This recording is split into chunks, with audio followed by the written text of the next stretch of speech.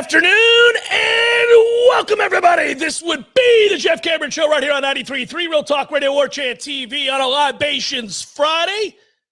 Good day to you all. Hope you're well. Thanks for tuning in. I'm Jeff. That's Tom. On Twitter, it's at J Cameron Show. If you're driving about town listening on 93.3, thanks for that. We appreciate it very, very much.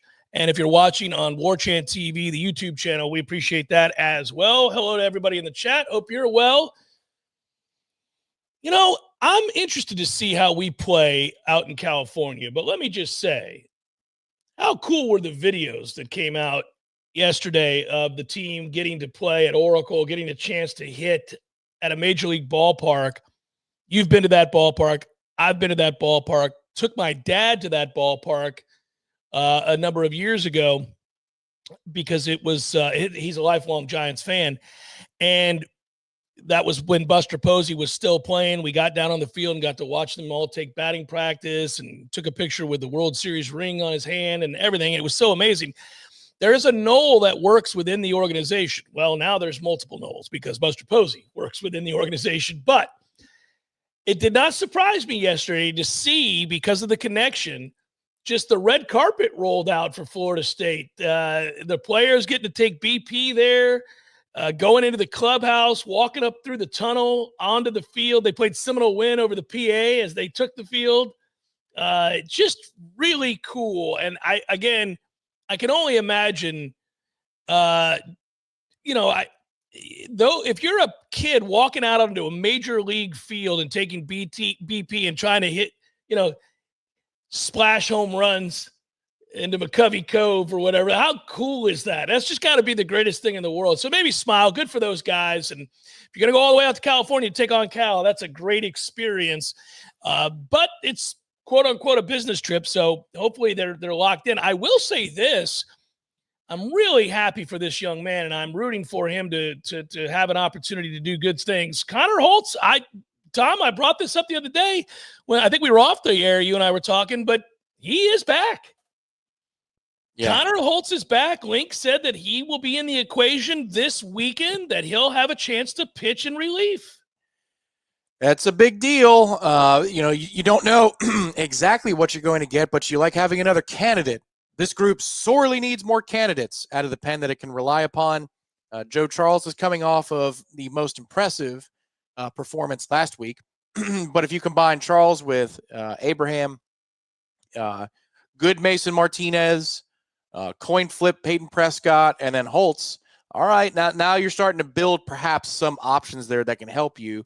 And you could think about a Friday line of guys, because North Carolina series next week is on a Thursday. So your game one line of guys and your game two line of guys. This is potentially lining up a little bit better as the lineup seems to be going to a different place of versatility and production.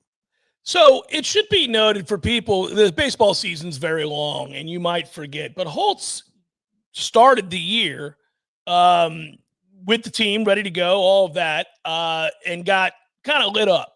And then they realized he was hurt. And so that was it. So he's a redshirt senior. We've seen plenty of Connor Holtz, but he didn't have his control. And that breaking ball, which was so effective a year ago, was not effective at all when he started the year. Now, I don't know what his injury was, but presumably, obviously, he's healthy. He was, along with Brendan Oxford, part of a really good combo out of the bullpen a year ago. And he, 33 and 2/3 inning. I looked it up this morning. He had opponents hit 238 against him last year. He struck out 33 batters. He walked 13. He was obviously very effective against lefties. In essence, that's what he is. He's a hired gun against lefties. So, if you get into a game where, let's see, it's a lefty lineup heavy team and you need somebody to come in the fifth in the middle innings because you're struggling a little bit and he can give you 2 innings or something along those lines. Well, I mean, we might bridge the gap, and you need the infusion of arms. We've talked about that a lot. So this is nothing but good news. I don't know where he's going to be at in terms of overall effectiveness, but if he's the good version of Connor Holtz with that curveball, okay, it changes the dynamic of the team. It certainly does. Yeah, it slots things out a little bit nicer for you. That's the whole thing here. He pitched a sub-4 ERA last year. He's only pitched 3 innings this year, 3 2/3, and he got lit, as you said. but they usually stretch these guys mostly out. It'll be interesting to see, he's more of a hired gun. So if you have 3 out of 4 lefties, that might be it for him. But it'd be interesting to see if Florida State grabs a big lead in one of these games. How many pitches would they let him go? Is it still in the ramp-up process where it's 20, 25? Would they let him go 40? If, again, they're up something like 9-2 in one of these games, we'll see. But there's one thing that I do know for sure. Link absolutely hates this trip, or at least he hates where it is on the calendar, because he has made no bones about how difficult the logistics are to get out to California and all the things that come with it ahead of a humongous series back at home on a Thursday. I think that's probably the thing that pisses him off the most, is it's shortened on the other side after jet lag to come back and play on a Thursday. He probably wouldn't be thrilled about a Thursday to Saturday series anyway if we were playing in Atlanta this weekend, because the way it slots your rotation. But yeah, this is one where I think they'll do whatever they can to make these things quick and then get the hell back home and get ready to go for the North Carolina series. This Link sounds majorly inconvenienced every time he talks about this series. It's weird. They've suffered from jet lag before, and they've had a disjointed, messed up schedule, convoluted schedule that affected the rotation before. And you could tell it irritated him. And, remember Jamie Arnold got affected by that. Well, and he counts it, and he doesn't think about days. He thinks about on the hour, about, so tonight's game's 9:00. Right. I'm sure that infuriates him too, because you've got a 9:00 Friday start. Is that a 9:00 Eastern start time? Yes. Yeah. Okay. So it's 6 out there. I got you. Yeah. Right. But it's 3 hours later. I'm telling you, he thinks this granularly. He does. So, yeah. You're losing that many hours of recovery time. Right. And, if I were them, I actually, if he's that concerned, he should send Jamie on a plane home tomorrow. Excuse me. I almost said, what the hell do you care? You can't use him the rest of the weekend. Get him back home and get him acclimated. Yeah. Because you're not only losing a day early, you're pitching a day earlier, you're pitching a day and some hours earlier. And Link really thinks in that manner. And the North Carolina series is critical. So I wonder if they'll do something like that. It's not a major league team, buddy. I mean, in Major League Baseball, they would do that. He would walk off the mound into a taxi cab to the airport because money's no object for major league teams. It is for colleges. They're not going to send Jamie Arnold on a plane. It's like a $550 one-way ticket. Come on, somebody can float that for him. Well, maybe, but I don't think you'll set the precedent of doing that. And I'm with you, man. I wouldn't mind doing it. I just have a feeling that those dollars are not going to be available to send one kid home after a start. Dude, he's given so much free love to McDonald's I love a McFlurry. I don't know when I'm thinking about a McFlurry right now. Somebody at one of the local franchises can't float him $600 and just put Jamie on that plane. Well, we're doing their bidding for him right now. So there you go, McDonald's. Send $500 over to Florida State, or whatever the cost of the ticket is, and the Uber ride from Cal to the airport. That's right. To LAX back to Tallahassee. No, SFO. They got to be flying out of SFO. Yeah, you're right. Yeah, I don't know why I said LAX. Yeah, there'd be a long trek to LAX. Cool airport, by the way. That's a cool ass airport. There are a lot of cool things about San Francisco. A lot of not cool things, but a lot of cool things too. Yeah, I mean, San Francisco is an interesting dichotomy. But I would say this: I get your point. And I really hope they're not adversely affected by all this, man, because the Cal series on the calendar is it's sort of like, well, you got to win games. I'm sure Cal will be competitive, but because the buildup to that North Carolina series and where we are in the season, you're like, can we just get to the Carolina series? Yeah. And I also get tired of, why are they playing it Thursday, Friday, Saturday? That typically is traditional of the last weekend of the season. Yeah, but why? Why? Just because they've done it in the past? They don't need to do it now? I mean, what are we doing, guys? Yeah, so first pitch next Thursday is 7 p.m. I'm sure Link's like, can we make it 8? That hour matters for recovery. Link people will be at the ballpark after midnight. It's a bit much. I mean, good times at Hauser, but we were at the ballpark after midnight, West Coast. It was midnight back home, and home's where it matters. Yeah, I'm back to Connor Holtz for a second. I'm rooting for I root for all these kids, of course, but man, they could use what a shot in the arm that would be. What a shot in the arm it would be that the effective Connor Holtz from a year ago. Now again, I shudder when they leave him in against righties because that curveball is on the same plane that is. I mean, it's a launch for a righty if he misses. If he doesn't get that thing broken off, if it doesn't dive the way it's supposed to dive, it is right in the plane for a right-handed hitter to hit it to the moon. And we've seen that. But when it's good, it falls off a table, as they say, and you twist yourself into a knot. And it's a thing of beauty. But if you got that version in college kids, even though the level of play is much better than it used to be in college because they've halved the minor leagues, so you get a lot of talent influxed into college baseball now. It is still a notch, obviously, a significant notch below professional baseball. And why do I bring that up? Well, sometimes you can get away with hanging breaking balls in college baseball because guys just aren't accustomed to seeing a true 12-6. And it takes them an AB to kind of figure out, where they need to swing the bat to hit a 12-6, even a hanger. But in professional baseball, that ball is hit out of the park the first time they see it. But, not in college baseball. You watch guys swing over the top of that all the time. So you can kind of get away with it one time through the order. You don't want to show it to them again, but you can get through one time through the order, even against righties. Well, we had a string of at-bats against one of Clemson's relievers last weekend. Case in point, this happens every weekend, but, we pop it up left and right. I'm like, my God, it's middle. Will you stop this? And it's like 4 out of 5 batters. Mm-hmm. And you know that this dude got super lucky. Well, it happened for one of our relievers, too, who shall remain nameless. But last week I'm going, good Lord, don't put that there. Yeah. They are clobbering the ball. I'm glad it's going right to guys. But, whatever it is, it's either got too much spin on it, so it's a line out instead of a home run or a line drive, or it's just a pop-up on the infield. You're like, well, that was 87 and had nothing on it. Okay, let's not do that again. Yeah, that's the thing about why when we walk dudes and we hit batters left and right, it drives your ass nuts because these are college hitters, and those bats are loaded. But, man, as long as you don't give them free passes, especially with our infield defense, just let them put it on the ground and roll it over. It's been better at third recently, too. Like, it's just let them put it in play. Well, we're good defensively. I think, obviously Lodis has been phenomenal, but Fro's good at second. And, I like Cal. I'm fine with Cal. Hey, listen, even Miles Bailey has learned how to play that position over there at first. He's been really good.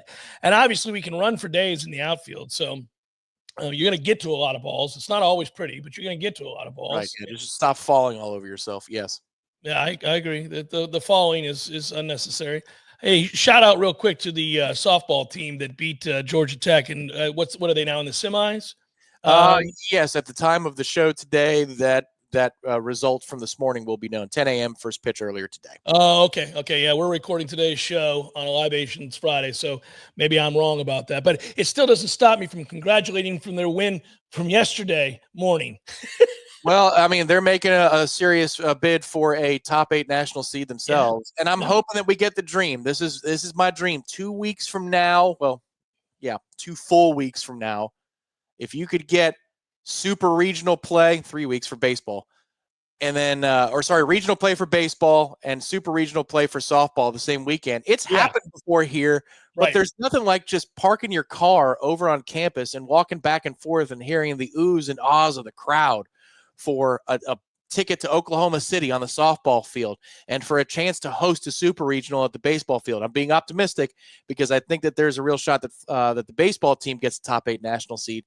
But there's nothing like that, man. That is its own little exhibition of awesomeness. So I'm hoping that we get that in a couple weeks. Softball team is doing their part right now.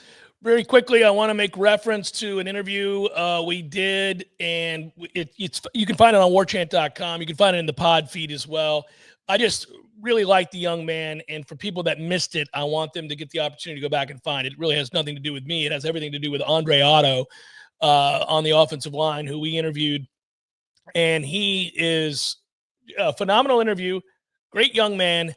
And I think, basically Florida State fans, we all need as much positivity in our lives right now as possible. And he would bring you that if you go and listen to that interview. He brings that.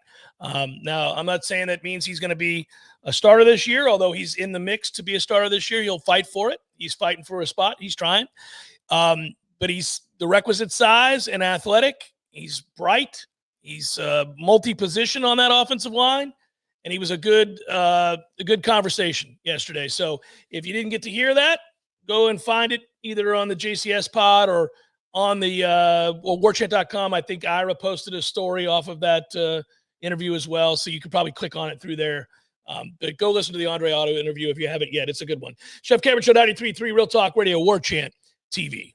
I'm glad we've moved on in this era for the most part from those in glass houses ought not throw stones type of thing that went on throughout the 90s and early 2000s. It used to be one fan base waited to pounce on another fan base. And in the state of Florida, there was a lot of pouncing between Florida State, Florida, and Miami. Now, most notably, I would certainly point to Miami having the most amount of, or at least the course of the years that I've been on the air, transgressions that led to the your university fosters criminality conversation. Florida then made an epic run, the likes of which none of us have ever seen, in which they housed bigots and murderers. And so it was very tough. You weren't going to outdo Florida. Florida, basically they declared ball game when they accepted a certain tight end in their midst, and conveniently overlooked Aaron Hernandez's many transgressions prior to the actual murderous rampage that he went. Right, like when he shot somebody in the face in Gainesville. Yeah. Right. There were that, and there were other instances in which he brutally beat somebody down at a gas station, and all kinds of things. But he was a very good player, Tom. He was a very good player. What are you going to do? I think if you're a Florida fan, over the years, you've often pondered, so wait a minute. We kept Aaron Hernandez on the team. We kept time to die bitch Chris Rainey on the team, but we booted Cam Newton off the team over a laptop. Okay, that makes a lot of sense, everybody, because I'm sure for them, that's like their Randy Moss to us. Where you look back and you go, you have a preternaturally gifted player that might single-handedly win you the national championship because of their greatness. And we boot him off the team for what appears to be, at least by way of comparison, next to nothing. Got a little handsy with a laptop. Probably shouldn't have had said laptop. Threw it out the window. That laptop couldn't have been attributed to his roommate, who was not a preternaturally gifted athlete. Just saying. Take one for the team, buddy. We'll keep you on scholarship. But we need to keep Cam Newton in our midst. The dude is a freak. Yeah, that was an old school thing from my undergraduate years. I'll dust off the old motto, which was Urban Meyer values laptops over women. I would just say that on repeat every time that we would play Florida and whatever. And he really found himself offended by that laptop that did not need to be there. That's right. If you kill somebody, attempt to kill somebody, threaten to kill somebody, in particular a woman, you're all good. Urban understands. Frustrations boil over. But laptop, now that's stealing property. Well, yeah, exactly. There's another thing. Don't touch that property. That's a big one. Oh, you should be shot. Yeah, and you know what? It was a through line. I didn't put that together until just now. I just thought of them as isolated incidents. But remember Tom Rinaldi's interview, according to the report with Ohio State, and he knew. Urban most certainly knew. So yes. Yeah, he doesn't think much of women at all, does Urban? No, unless he's fondling them at a Columbus bar. Even then, that's kind of down the same pathway of you're just a tool to an end. Oh, of course, Tom. I'm just pointing out that, he stayed behind. He was an NFL coach in the moment, but he needed to stick it out in Columbus. Take pictures. Indeed. All right, why do I bring all this up? Well, here's why. Sad story, but my goodness gracious. Former Miami safety Avante Williams arrested and charged with second-degree murder over the weekend in Florida, shot a man. He was arrested Monday, taken into custody without incident. According to the news release, officers from DeLand Police Department and Volusia Sheriff's Office responded to a shooting Saturday morning at a bar in DeLand. Witnesses told investigators there was a fight between several men inside the bar. During the fight, one of those men, in this case, Avante Williams, pulled out a piece, man, started shooting. 32-year-old Keshad Harris of DeLand was shot and killed. Bartender was also shot. Tough day. He's like, I'm just serving drinks. Williams, by the way, if you're remembering the name, why? Yeah, he was the number one safety in the class of 2020. The number one ranked safety in the class. And I can remember when that happened, when he went to Miami, thinking, damn it, man. They just got the number one safety in the class. This sucks. And you know what?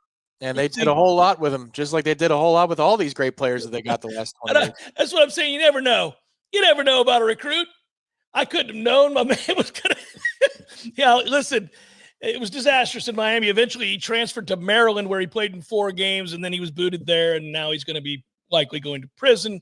So there's that. But things happen quickly, Tom, in the world of recruiting and college football, including my man getting arrested for murder after having been the top recruit in the 2020 class. Hey, not to be outdone, as we go down memory lane and remember all those years of I'm yelling at you because you guys house criminals. Now you're yelling at me because it's our turn. Police have charged Florida corner Deshaun Johnson with 2 felonies, including possession of a firearm, 2 misdemeanors after his arrest over the weekend while driving a car in Tampa. Good old shady Tampa. They've seen plenty of driving about with weapons. Police said they pulled over the car Friday for surpassing a stop signal. Officers detected a strong odor of weed. Johnson became very argumentative during the traffic stop. He refused to exit his Dodge Challenger. Not a good idea when you got weed and an illegal firearm in the car, Dijon, to tell a cop that you're not going to listen to his orders, but that's what he did. He was removed from the car. That's putting it nicely. Placed into custody, police searched the vehicle, found marijuana, found 8 grams of synthetic marijuana inside of a backpack, found a black Glock 19 loaded with 17 rounds in a magazine, also found one elsewhere in the car. The gun charge is a second-degree felony. So we'll see. Now, what Florida had to say was, we are in dialogue with the state attorney's office regarding that traffic stop. Let's find out what happens, Tom. We'll just something worth monitoring there. We'll see. Yeah, as long as, you could have run the red light if there was weed. People would look, they'd be fine. These days, we've all calmed the hell down a little bit on the weed. Like I'm like, oh great, they found synthetic weed in the bag, whatever. The guns, that's the problem. And the refusing. So you run a red light, you get pulled over fairly for running a red light, and then you get mad at the cop who pulled you over. Come on, man. We used to talk about this all the time back in the day. You can't be out here high as a kite, breaking traffic laws, and then getting angry at the cop. It's not how it works. It's like when my man Nate Newton, back in the day, we love you, Nate. I know you've overcome it all. But back in the day, transporting 200 pounds of weed. 200 pounds of weed. How did he get popped? Driving with his lights off. To this day, Nate, we would have never had to read that headline, my man, but you're driving on the highway with 200 pounds of weed in the middle of the night, and you got your lights off. Come on. Now, at least Nate was not indignant about being pulled over for driving at night with his lights off. Unfortunate for Nate, the cop could smell 200 pounds of weed. Could you imagine being the guy that pops that trunk too? Going, oh my God, what is this? I saw a video. You know me, I go down these rabbit holes, and I'll watch shootouts and everything else. I saw one the other day that made me laugh, just because, listen, I could never be a cop. I don't have the temperament to be a cop, and I know that about myself, so I never tried to be a cop. One of my very best friends in all the world is a cop. and became a detective and all this. And golly, and it's in Tampa. I mean, so he's seen some things, but I admire the good cops that are out there. I admire you because I think it's an impossible job. You're put in really tough situations all the time. But I am intrigued by, in the era of the vest, right? I want to see how these things go down. And if one of these videos pops up on my Instagram feed or something, I watch it. Now, I don't want to see a cop get killed or anything like that. But if the descriptive is like, cops in for surprise, pulls over criminal, I'll watch it. Yeah, by the vest, you mean the body cam, correct? Body cam. Yep. Yeah. Sorry about that. Body cam. Yeah. So I'm always intrigued by that. So this guy pulled over a kid who was speeding. Kid was going like 90 in a 45. So you're like, not smart, right? But I'm watching this and I'm thinking, well, buddy, I mean, I don't know what's about to happen, but you went 90 in a 45. You gave him no choice. I mean, you weren't going 60 in a 45. You're going 90. So you see, cop pulls out, follows the car, calls it in. It's broad daylight. Kid pulls over, must be 17, 18 years old. He's got his window down. Cop walks up, asks him for his license and registration. Kid says he doesn't have a license. That's a problem. We're going 90 in a 45. You don't have a license. You got registration for the vehicle? I don't know where it is. Okay, can you step out of the car for me, please? Because I know that's coming. And kid steps out of the car. Now, it's a perfectly cordial back and forth. Cops being cool, kids being cool. No problems here, except for going 90 in a 45 with no license or registration. Cop says, can I get your name? He gives the name. Cop calls it in. Guy says, we don't have that name on record. Do you have a driver's license at all? So they're going back and forth on this whole thing. Like he's not in the system at all. And they're continuing to talk. And he says, where were you going that you were going 90 miles per hour? Long story short, at some point, cop's suspicious of everything that's happening here, as you might guess. And then basically says, you mind if I take a look around? And the kid says, no, go ahead. Which what I'm about to tell you means he's crazy for saying yes, but he does. They pop the trunk. There's a dead body in the trunk. When you see the vest, the camera, the camera on you see the cop pop the trunk. There's a body, and he goes, whoa. He steps back, pulls his piece, tells the guy to get on the ground, goes, there's a dead body in your trunk. And he's like, yeah, man, sorry. Listen, that I didn't kill him. Like, good God. And I thought to myself, what would I do? What would I do? Another reason I couldn't be a cop. Like, what would I do? I really knew that this particular body cam footage was not going to yield something normal of a story. I knew that there was going to be death involved somehow. Yeah. No, and the moment that he got out of the car, the moment that you're telling us that he got out of the car peacefully, I'm like, okay, now what's in the car? You're like, is there a severed head? Like, what's going on here? There's a dead body in the trunk, and the kid is calm. He's like, I didn't kill him. And long story short, the kid was transporting this dead body that his friend had killed, and he was trying to drop it somewhere. And obviously, it's not going to end well for all parties involved. It's a toughie. But the moral of the story is, if you're transporting 200 pounds of weed or a dead body, or if you're high as a kite and you run a red light, you really are begging to get caught, everybody. You got to keep it together when you're breaking the law. See, guys, this is self-explanatory. Jeff Cameron Show, 93.3 Real Talk Radio, Warchant TV. The time has come to get some new golf clubs. I've been there before. Heck, I was there last year. And here's what I did, and here's what you should do. You should head to your local PXG, either store or set up for a custom fitting. For me, I went to Southwood Golf Club last year to go get an iron fitting with Ian Steele, the local Tallahassee expert. For me, the breakthrough has happened this year, though. I'm really excited about this because my iron carry distance has gone nuclear compared to what it used to do. I had Callaway irons, now I've got PXG Gen 7s. Those Gen 7s carry 10 to 12 yards further than I've ever carried a golf club in my life. And this includes a time in my 20s when I was a .6 handicap. I'm nowhere close to that anymore, but I'm now carrying 7 irons in the spring and summer heat in Tallahassee, 170, 175 yards. For me, it used to be 156 to 162. That was the yardage that I needed to comfortably hit my 7. Now I'm looking in the 170s, and it goes up the line. I mean, the carry distance for my 4 iron, well over 200 yards. It's all because of the fitting I did with Ian convenience deal. I really cannot recommend Club Fitting enough. What you need to do is schedule your fitting today, and for a limited time, you can save up to 20% off of your entire order. Head over to pxg.com/Cameron. That's pxg.com/Cameron to save up to 20% on your entire order. pxg.com/Cameron. Restrictions apply. See site for details. Go get it done at PXG. You will not be disappointed. Saw something yesterday that would largely go overlooked, I think, and I understand why, but in the 27 now plus years that I've been on the air, it's a first. It's an NFL first, but it's also fun for me to compare and contrast. And I met somebody yesterday, a listener of the show. Shout out to Connor, who I met at the golf course yesterday. Young man's been listening to the show since he was a little kid. It was a pleasure to meet you.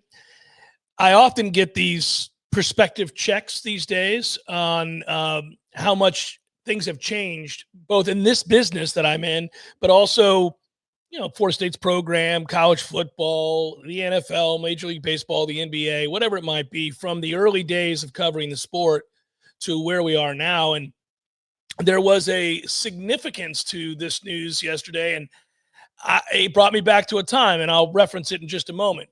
But you guys may not have seen this story. I could understand why. Texans rookie wide receiver, Jaden Higgins, agreed to a fully guaranteed 4-year, $11,700,824 contract. In and of itself, you might say, okay. It makes him the first second-round pick in NFL history to ever sign a fully guaranteed contract. It has never happened in the history of the National Football League that somebody drafted in the second round got a fully guaranteed contract for 4 years. Never happened. Players selected in the first round are usually the only draft picks to receive fully guaranteed contracts. Texans GM Nick Caserio had no issues making history with the agent for Higgins, Chris Cabot of Equity Sports. Kids, if you're listening, sign with Chris Cabot of Equity Sports if you get an opportunity to do so, as he became the first agent to ever get a client drafted in the second round, a 4-year guaranteed, fully guaranteed $11 million contract. They believe in this young man out of Iowa State. He was drafted 34th overall. He did finish with over 1,100 yards receiving last year. They believe in him, obviously, in ways that nobody has ever believed in a second-round pick before. I would wonder why that is. Not questioning the young man's skill set or whether or not he'll be productive for the Texans. And the Texans had a good draft, by the way, and I would suspect are going to be a bounce-back team. They weren't terrible last year, but they took a step back from the previous year. And I'm just kind of curious now to see if they take another step forward. They had a good draft. Part of that good draft was getting this young man incredible value for where they got him early in the second. But I had not read anything in the last few months in the lead up to the draft that we were at this threshold where people were going to get guaranteed contracts in the second round. It just doesn't happen. Most of my career doing sports talk radio, first round picks didn't always get fully guaranteed contracts. There was a time way back when the best players in the game, let alone first round draft picks, I mean, guys that were established in the NFL, people who had been drafted, succeeded, gone to Pro Bowls, did not get fully guaranteed contracts. Certainly not multi-year guaranteed contracts. They might get a signing bonus as a way of saying that a boy. They might get a, hey, we'll take care of you. Here's a 6-year deal. We'll front load the deal. The first 2 of the 6 will be guaranteed. So you're going to be taking home $22 million. If you get hit by a bus tomorrow, you got $22 million. But there were no multi 3, 4, 5-year guarantees on these deals. Never. Was John Randall the first you can remember going all the way back? Like, I think he's one of the first I can ever remember working out a fully guaranteed deal in the NFL. And you had quarterbacks, you had star running backs, you had star receivers, star linebackers. never get fully guaranteed deals. It's crazy. Now we have a kid in the second round, hasn't played it down in the NFL, 4 years, 11+ million, guaranteed. Well, I think it speaks to the cap for the rookies, the rookie wage cap, becoming reasonable enough that, franchises see that this is worth it to them to do something like that. The first contracts that guys got before the Sam Bradford era was over, they were extreme in value relative to today's dollars. So I think that's where the market's kind of healing. They're like, well, I mean, this is a slot value. We don't see any problem with going fully guaranteed because 11 compared to the cap is nothing. Right. I mean, the cap is what, 285 now? Like it's some ridiculous astronomical number. Yeah. Yeah. I don't think that the fully guaranteed contract is even all that pervasive now when you get into second contracts and third contracts, because when Kirk Cousins signed the fully guaranteed contract with the Vikings a couple of years, well, whatever that is, like 6 years ago now, that was newsworthy at the time that it was fully guaranteed. So it just doesn't happen. Now, again, I think for rookies, it's a little bit different these days because the costs are so under control. But typically for a free agent, it still doesn't happen. That's still not really a thing. That's only growing in regularity, and it's still a very, very small piece of the pie for people who get fully guaranteed deals. Got to be cool for that young man. We'll see. It was there was an article yesterday about ESPN and doing post-draft. It's amazing what the NFL has a stranglehold on, which is sports in this country. Everybody just sits around waiting for the NFL to start. It's incredible. But ESPN and other outlets can do, what are we, 2 weeks removed from the draft? Yeah, and I think we're only a week out from the schedule. The fact that we're celebrating the schedule launch, or that they can, with a straight face, do a full day's worth of content, 2-3 days worth of content on the schedule release, tells you everything that you need to know. I mean, they've been at the forefront, but it's crazy. They're still analyzing the draft. If you go to the NFL page on any of the websites, they're still breaking down best fits, the perfect spots for these players. And it just cracks me up because it's all speculative, obviously. I mean, we have an opinion on this thing, but I'm the dolt who clicks on it. I'm like, oh, well, let's see. I do think that was a good fit. Well, I'm going to set the over-under at 3.5. How many 2026 mock drafts have you clicked through? Oh, two. Oh, all right. Hard under. Hard under. Yeah, I looked. Yeah, there was. Well, here's why I know. They always release one the day after the draft concludes. So I always click on that one. And the reason I always click on that one is because I want to see if there are any Florida State players that are projected to go in the first round. Now, most years, there's somebody on a roster who's good enough that you would know. I mean, I say most of the time, if a player is good enough to get drafted in the first round, you're well aware of his presence on your team currently. But every now and then you get surprised. They'll be like, oh, really? They're projecting so-and-so to go in the first round or second round early? Okay. But I wanted to click on it because I was thinking in my head, I don't know. Is there a single guy on this team that anybody projects going in the draft in the first round? It can't be, right? There's nobody that we have right now. No, I don't think so. No. Not any reputable brand. But that doesn't mean that Florida State doesn't have a couple of candidates for dudes who can climb into the first round. I think that's 100% not, garnet and gold glasses. Yeah, Darrell Jackson has a huge year. He could go in the first round because of what that body is and what he is when he decides to play at 100% all the time. Yes. Yeah, totally.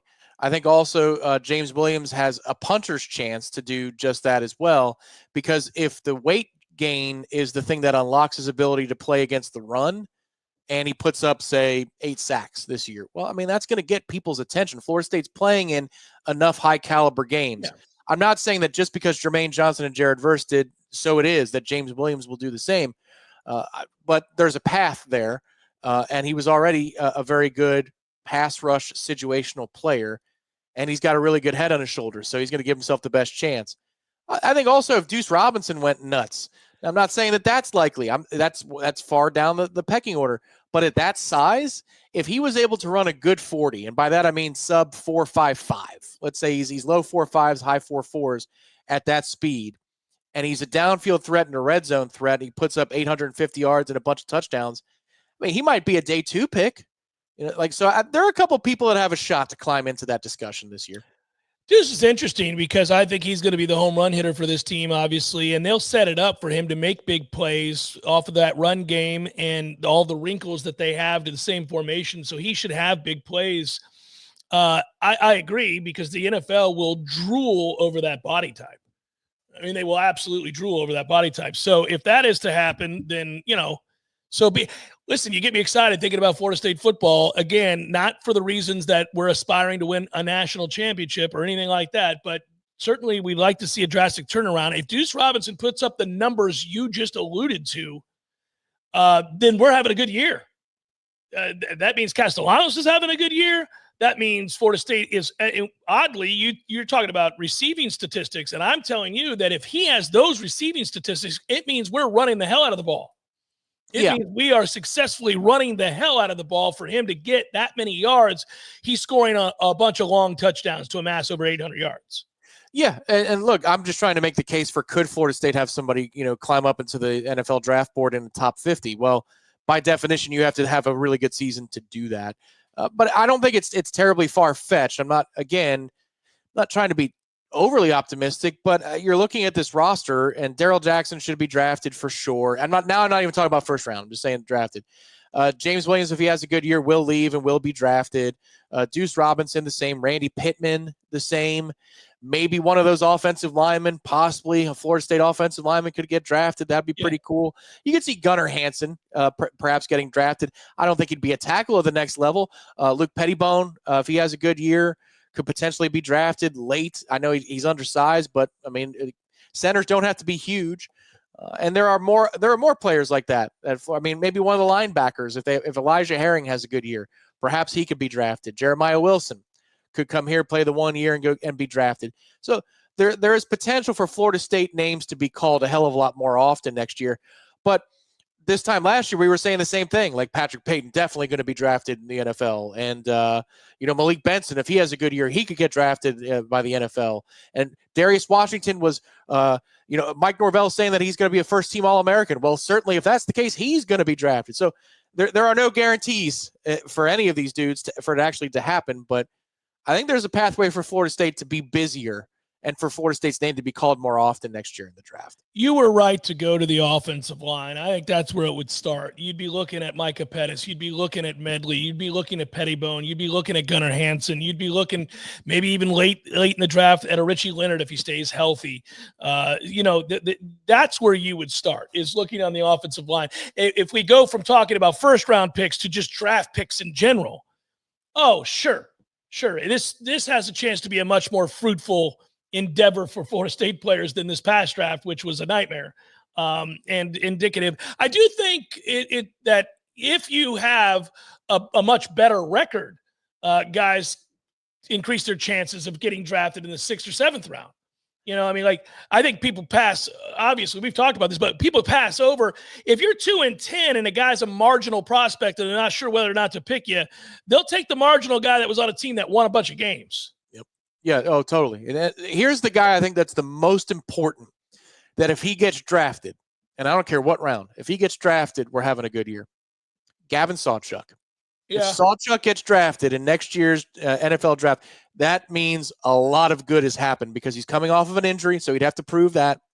But then he'd have to produce in order to shake off that last season on his resume where he rushes for under 300 yards. If Gavin Sawchuk gets drafted, I think 2 to 3 offensive linemen get drafted, and I think Florida State actually has a good year. It'd be great to hear his name called next year. Buddy, I have visions of Sawchuk running free, making plays. We were so damn pathetic in the run game a year ago. Do you know the first time we show anything in that particular element of the game, the fan base is going to be elated? That's kind of why I keep saying that I'm not going to look at the Alabama game as a great referendum, because I think it's going to be tough sledding against Alabama. Maybe not. Maybe I'm wrong. But I think it'll be tough sledding. But if we're efficient, if we look like a team that has an identity, which we should, because this is what Gus does, And it looks like it's going to translate in the majority of the matchups. Like the only ones you're really worried about are the road Clemson game and maybe the road Florida game and the home Miami game. Like if you see enough against Alabama that you're like, oh, well, that'll translate against Virginia and Pitt and, all those other teams, you'll get excited. You'll get excited even after a loss. I think you would get excited. I'm not assuming a loss. People think I am. I would pick Bama to beat Florida State as we sit here today.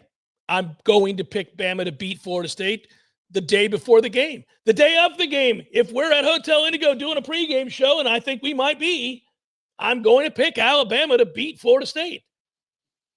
And I hope like hell I walk in on a Monday morning going, man, was it great to be wrong about that?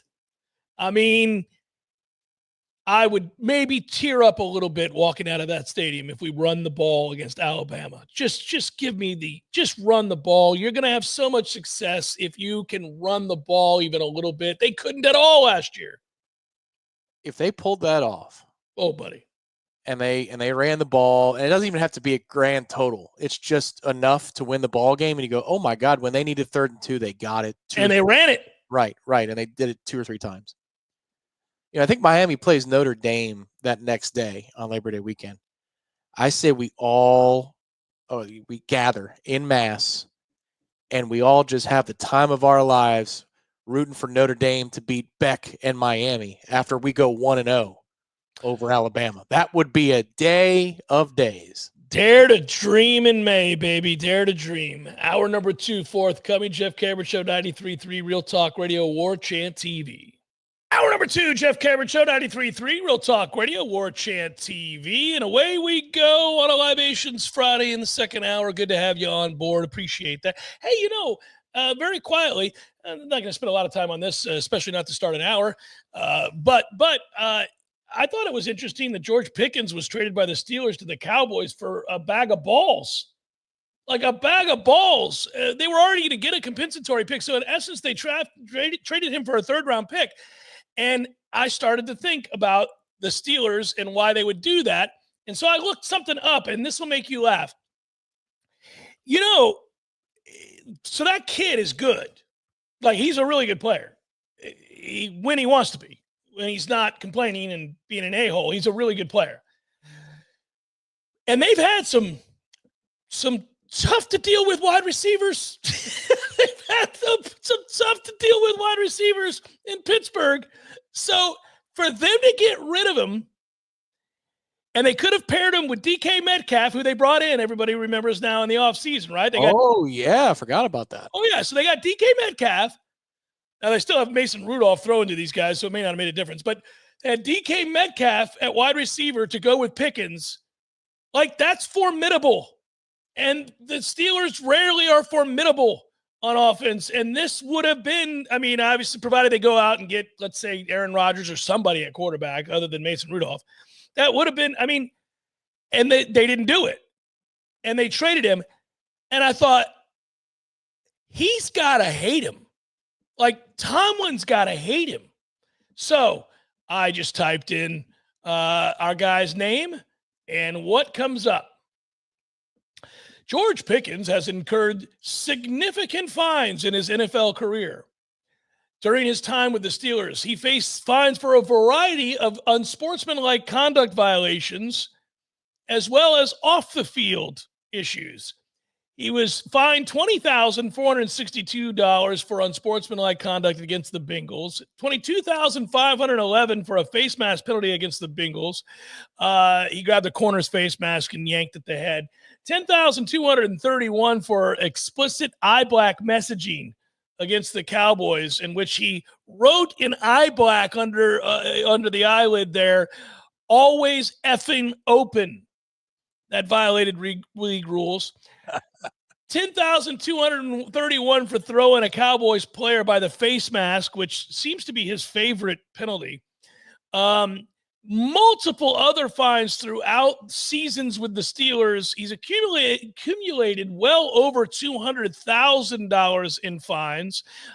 He got a $90,000 fine from the organization because of his repeated unsportsmanlike penalties, and then he was told that they were not – the next one that he got, the team was going to fine him, not the league.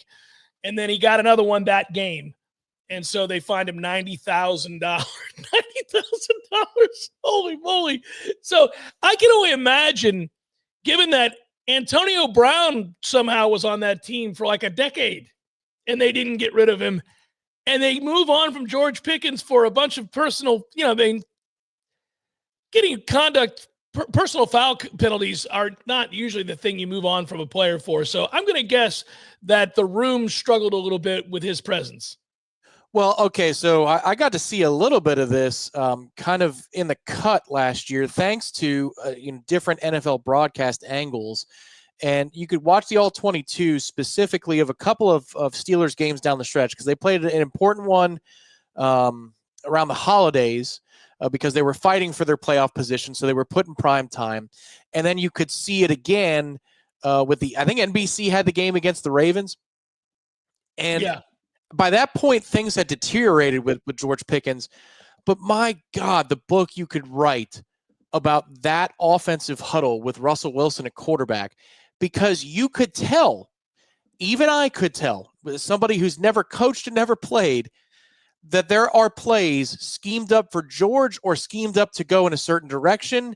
And because of Russ's reputation, we're already looking for it. But you could tell that Russell just turned it down, like a matchup pre-snap that is begging to be attacked, or a look post-snap that he's looking right at. He decides he'd rather cook and he'd rather break the pocket and run for like 3 yards instead of throw it down the field when somebody's got inside leverage on a post. He's 30 yards down the field. Throw the damn ball, Russ. And Russ will not throw the ball. But then later in the drive, there'll be something that, a play that's totally blown up, and he'll make something out of nothing, and it'll be a shot play down the field for 35 yards. So he's like this thing that you can't quit, because he'll make the play out of nothing, and then he'll ruin a play that's perfectly schemed up. But the reason I bring all of that up is because I would watch George Pickens in each of those situations. And if it was schemed up and he was open and Russ had a clean pocket and Russ often did not throw him the football, oh, Lord. It didn't make the television angle, the normal one, but it did make the spider cam, and you would see pouting and throwing your arms up to the sky, walking over to the bench, throwing his hands up and having to be grabbed by a coach because he's at his wit's end. Buddy, that had to have been – if you're like the left guard on the Pittsburgh Steelers from 2024, you have stories galore about how dysfunctional that offense was. Can't imagine what it's like in the room. I mean, they let a guy go with that ability for a third-round pick. I mean, that's nothing. They did it. I mean, obviously, they couldn't stand that dude. I mean, they hated him. And now he goes to Dallas. I'm sure that'll go swimmingly. Oh, man. If you're a Cowboys fan, you're kind of like, well, I like the value. I mean, we gave up a third-round pick for a guy who's a Pro Bowl caliber wide receiver, if we can get him to. And listen, he'll be playing for a contract.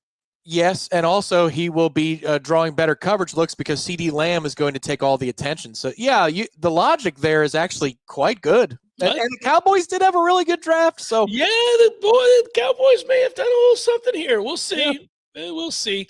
Elsewhere in football news, I should have noted this in the first hour, but I didn't.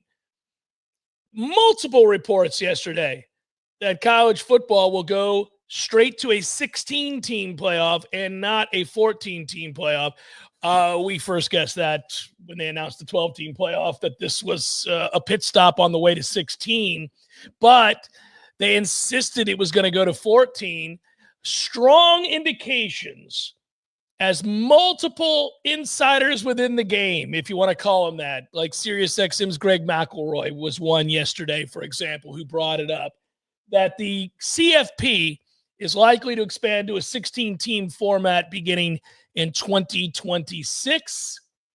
They're going to skip right over the 24. The expansion is clearly driven by revenue opportunities. And they want to showcase more teams in the postseason because it did ratings gold. It would involve, again, the question of how many automatic qualifiers for the Big Ten, for the SEC, and buys. Now, when we go to 16 teams, you're talking about buys for the top 2 seeds. So this is something to think about if you're looking at college football and the logistics of this. Like, I thought they'd go from 12 to 16. I didn't think they'd ever go to 14. That was stupid. So I say pull off the Band-Aid and go to 16. The problem is, the SEC and the Big Ten are driving the bus, and they're going to force their way into 4 automatics for both. And you're going to have 8 of the 16 every year be Big Ten or SEC. Bare minimum. There's more likely going to be 10 or thereabouts of the 16 teams, and college football will continue to ostracize everybody not in those 2 conferences. Yeah. All of this is we knew it was going down once the power was handed over to these 2 conferences, that they're going to get their way. The whole thing is about, the seeding process. You have to have unanimity in order for that to be pulled off. But that's trivial compared to the larger discussion of what's going on here. Well, the 2-bye system is going to be with the 14 teams because you need 12 to play each other, and then you got your 2. But that's what the NFL essentially has right now is your top 2 seeds with byes. With 16, you got to clean. You can work it clean, like straight up 16 to 8 to 4 to 2, if that's the way you want to do it. But the one thing that I found interesting yesterday, and Dellinger put this out there. It was earlier reported in February by Yahoo Sports. He's got the inside dope on most all this stuff. But that the SEC and the Big Ten, if they do get those 4 auto bids, which they will, they're going to set up play-in games to be Big Ten number 3 and Big Ten number 4. Correct. And SEC number 3 and SEC number 4, where it's almost like the NBA play-in tournament, except those teams in college football are going to be way better, because you're not worried about 2 teams that are like at or under 500. These would be top tier groups in those conferences. It would be a 3-6 in the Big Ten and a 4-5 in the Big Ten playing each other for an auto bid, and the SEC the same thing, 3v6, 4v5, instead of a conference championship game. I think that's what they're going to try to pivot to. By the way, the SEC spring meetings are in Destin later this month, and then you have our own Ira Schafel going over to Amelia Island in Jacksonville for the ACC spring meeting. So we are going to get some news out of college football in the next 20 days. You're going to get probably the announcement of the 16-team playoff, but you're also going to learn how they plan to structure it. And you're going to learn about the play-in games that you're talking about, Tom, and we'll get some information there. Everybody around here, of course, is just holding their breath to learn of some sort of significant advancement to getting out of this godforsaken conference sooner rather than later. So if I had to guess, how does it pertain to Florida State if we've got to live here for a few more years and we get to the point where there's 2 ACC auto bids? If we get to that, my guess is the ACC regular season champion will not play, and you will have the 2 versus 3. The 2 versus the 3. I think that's how they're going to have to do Charlotte. You're going to have some incentives for and some reward for a team that finishes number 1 in the standings for the year. What would you call it? Because I got to be honest with you, that's not a championship game. No, you would call it a play-in game, or you would call it oh boy. I mean, that's tough for money purposes and selling this thing. You're telling everybody that it's, in essence, it's not a championship game at all. Like, come to the ACC play-in game. You could maybe brand it college football playoff ACC auto qualify, something like that. Like if you throw the college football branding over it, the college football playoff versus, you might have to do it that way. That's going to be interesting, especially with corporate sponsors. Like they're going to have to find a way to make that work. Well, correct. And we said a while back, last year when we were going into this, I said on the air, and I didn't know how everybody wasn't screaming this from the mountaintops, but I said SMU is in the playoff, guys. There is 0 chance SMU will be left out of the playoff. When they lost to Clemson, 0 chance, because you knew at that point you had just rendered all championship games of any conference, not just the ACC, the SEC or the Big Ten, as completely useless and impotent to play in. You would never do it. And I was glad that at least SMU's coach put a name to it. He said it before they played the game. He's like, we're in. I know we're in. He basically called it out. And he was right to do so, because if they could have screwed him, they would have. But by calling it out, he got ahead of it and said, oh, no, we're in. Because otherwise we'll just decline the invitation to the championship game. Nobody would ever play in this thing again.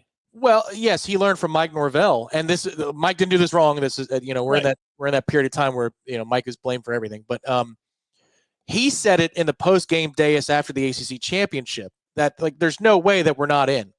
Now, if he said it Monday or Tuesday, the week of the game, maybe that might have had a little bit more gravitas and it might have woken up people to it.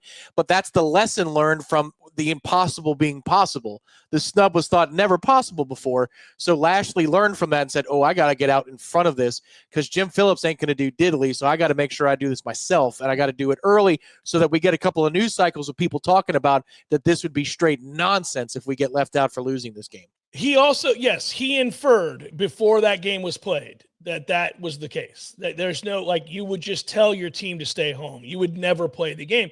And then remember that because he did that, and some of the people around the SEC began, including, the guy, our favorite guy, what's his name? Alabama SEC host, not Sankey. Feinbaum? Yeah. So Feinbaum was going on and on. Obviously, I'm saying that sarcastically. Feinbaum was going on and on. I pay so little attention to him most days. It's good to know he's not on the tip of my tongue anymore. But Feinbaum was immediately saying, well, they're going to have to figure something out here because conferences, in particular the SEC, makes a lot of money on conference championship games. They're not going to – they can't be considered useless or pointless. They're going to have to salvage them somehow. Well, yeah, that's where, again, much like we've done a lot over the last 5 years, it's tomorrow's news today. We talked about that there was going to be a play-in game. They can't lose the inventory. That inventory is way too valuable. So how do you keep fan interest? Well, you do so by having play-in games. And I'm going to tell you, they're still going to run into a little bit of an issue because there is no doubt that when the 16-team thing comes, the number 3 seed in the SEC is going to make it as an auto bid, or they're going to make it as an at-large bid. Like, that's still going to happen. You could say, that your top 2 in the SEC are Georgia and Texas. All right, now you've got Alabama versus South Carolina. Alabama's going to get in either way as the 3. Correct. So are they just going to roll a bunch of freshmen out there because they don't care? You're still going to have a problem there, but this is better than having a championship game where it really doesn't mean anything anymore. I'm going to be very curious to see how they brand this. I think it's a tough sell. I mean, look, it'll matter. College football fans will watch those games. I will still watch those games, especially if a bid is on the line for an ACC team, for example. I mean, where you're only going to have 2 automatic qualifiers. So right. That will have more gravitas to it. Well, and so will the 3-6 matchup because you're worried about a bid being stolen by South Carolina. Yeah, so that's what's going to happen here is the questions asked of the 3 seed in the SEC or the 3 seed in the Big Ten are going to be about the integrity of the game, much like how a baseball lineup might lay down in game 161 or game 162, but the integrity of the wild card is being called into question. That's the next fight that they're going to have. There's tomorrow's news today again, and we'll see how that all plays out. But yeah, then you're going to be worried about bid steals, and you're saying, oh God, we must get the auto qualifier if we're not in the Big Ten or the SEC because that 6 seed is going to beat all the freshmen that play from the 3 seed, and we're screwed.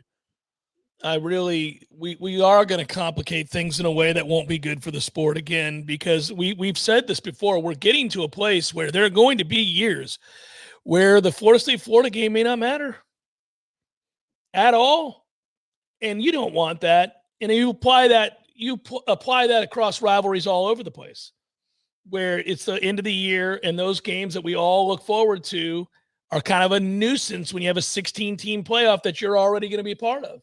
Well, it won't mean as much unless you move it. This will get it moved unless we go to the SEC. If we go to the SEC, it can stay right the hell where it is because it could mean something in the standings of the SEC. But if we go to the Big Ten, that thing's going to have to get moved to earlier in the year because you're right, that is a prime place to rest players, a situation to rest players as you're entering into either a conference championship game or a postseason berth of any kind. You're going to want to rest players. Yes, you're going to see it happen, and we see it in the NFL all the time because it's an NFL model is what you're looking at. And so this happens all the time. Now, they're very careful about trying to protect the integrity of the game. And a lot of teams have actually needlessly played people in these kinds of games at the end of the year to uphold the integrity of the game. I'm sure that's encouraged by the commissioner, and they have a strong commissioner in that league. And the owners all understand the deal, but not college football. Yeah, I think if Georgia was afraid that they couldn't make the playoff, then they would have beaten Georgia Tech last year. But they could lose that game. Georgia could, and and Tessitore would love to tell you about it. But yes, he would. They're still playing in Atlanta the next week. So there isn't that danger element to it. Now, if we get into the Big Ten, there's going to be a Big Ten SEC football challenge in late September, early October. Correct. And that will be where we play Florida. It'll just be that week of the year. I would want that to be a guarantee, and I would want that to be the second or third game of the year every year. Yeah, probably third. You want a couple weeks to get. Let's get it on early, almost like they did last year with Miami and Florida. I know that there's two very different teams by the end of the season. Yeah, but yeah, if you can get week 3 somewhere in there, that's what you do. I think that's totally fair to say that the post-Thanksgiving date with Florida is on life support right now. I agree. Yeah. Unless we go to the SEC, like you said. If we go to the SEC, then it'll stay where it is. But if not, I think that game's getting moved to the third game. Well, remember back in the day, Steve Spurrier used to talk about this all the time, and people would lampoon him for it, but it kind of made sense. I mean, now he used it as a way to undermine the rivalry and undermine the ACC. But I didn't completely disagree with his logic. He was saying that, look, man, that game matters, but the SEC championship matters. And to him, it mattered more, the SEC championship did, because he's a lifelong SEC guy. Right. Even though in those days, that league was far easier than it is now. Much easier. Yeah. Much easier than it is now. Chef Cameron Show, 93.3 Real Talk Radio, Warchant TV. Little red zone action. That's what we're going to do right here. Why not on a Libations Friday? Bring our friends in from Artisan Financial Strategies. Adam Tolliver and his crew doing it right. NoleRetirement.com. Fire it up, Tommy. Welcome to the majesty. Every freaking rep. The elegance. To win the game. Oh, he hits the upright. It's no good. You have entered. Someone burned down the funeral home. You burnt the funeral home. Lives will be changed. Sideline. Touchdown. Unbelievable. Mothers will cry. When you see your players give all that they have and you lose that way, it's tough. Legacies are etched into eternity. I know who I am. North, South Dakota was his brother from West Virginia. This is the Red Zone. That's good to know. Was it Kane that was hiding in the bushes, or was it Undertaker that was hiding in the bushes? Undertaker was hiding in the bushes because he burned the funeral home down with Kane inside. Right. Okay. That's what it was. So Kane, that's why the scarring, and he had the mask because he had been burned. That's the backstory. Because and the voice box and yeah. Right. And because okay, that's right. And Paul Bearer saw Undertaker all those years ago. Was in the bushes. He was hiding in the bushes. It was the Undertaker. It was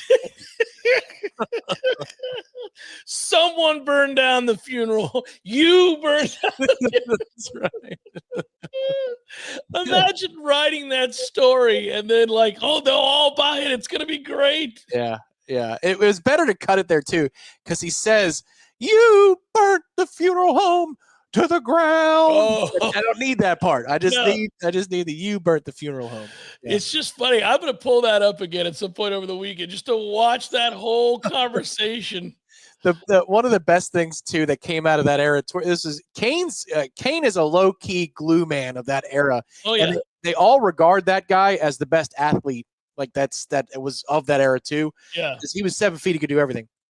But when he got recruited by D-Generation X at the end, and he was conflicted about joining them, and then because he doesn't like to have fun, Kane is brooding. Yeah. So they said, come on, we got 2 words for you. And then one of the DX members holds the voice box up to him. Suck it.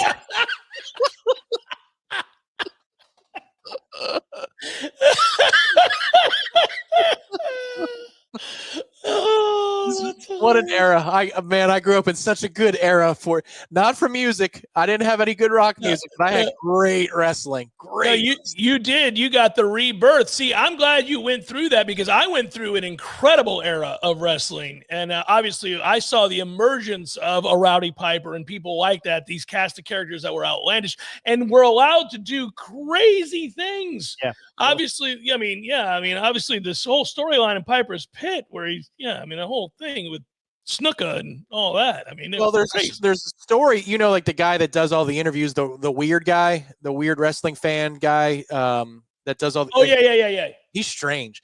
Yeah. I guess you have to be in your 30s and 40s doing these interviews. But he said he grew up in a religious home, and this is like the exact thing that happened to me.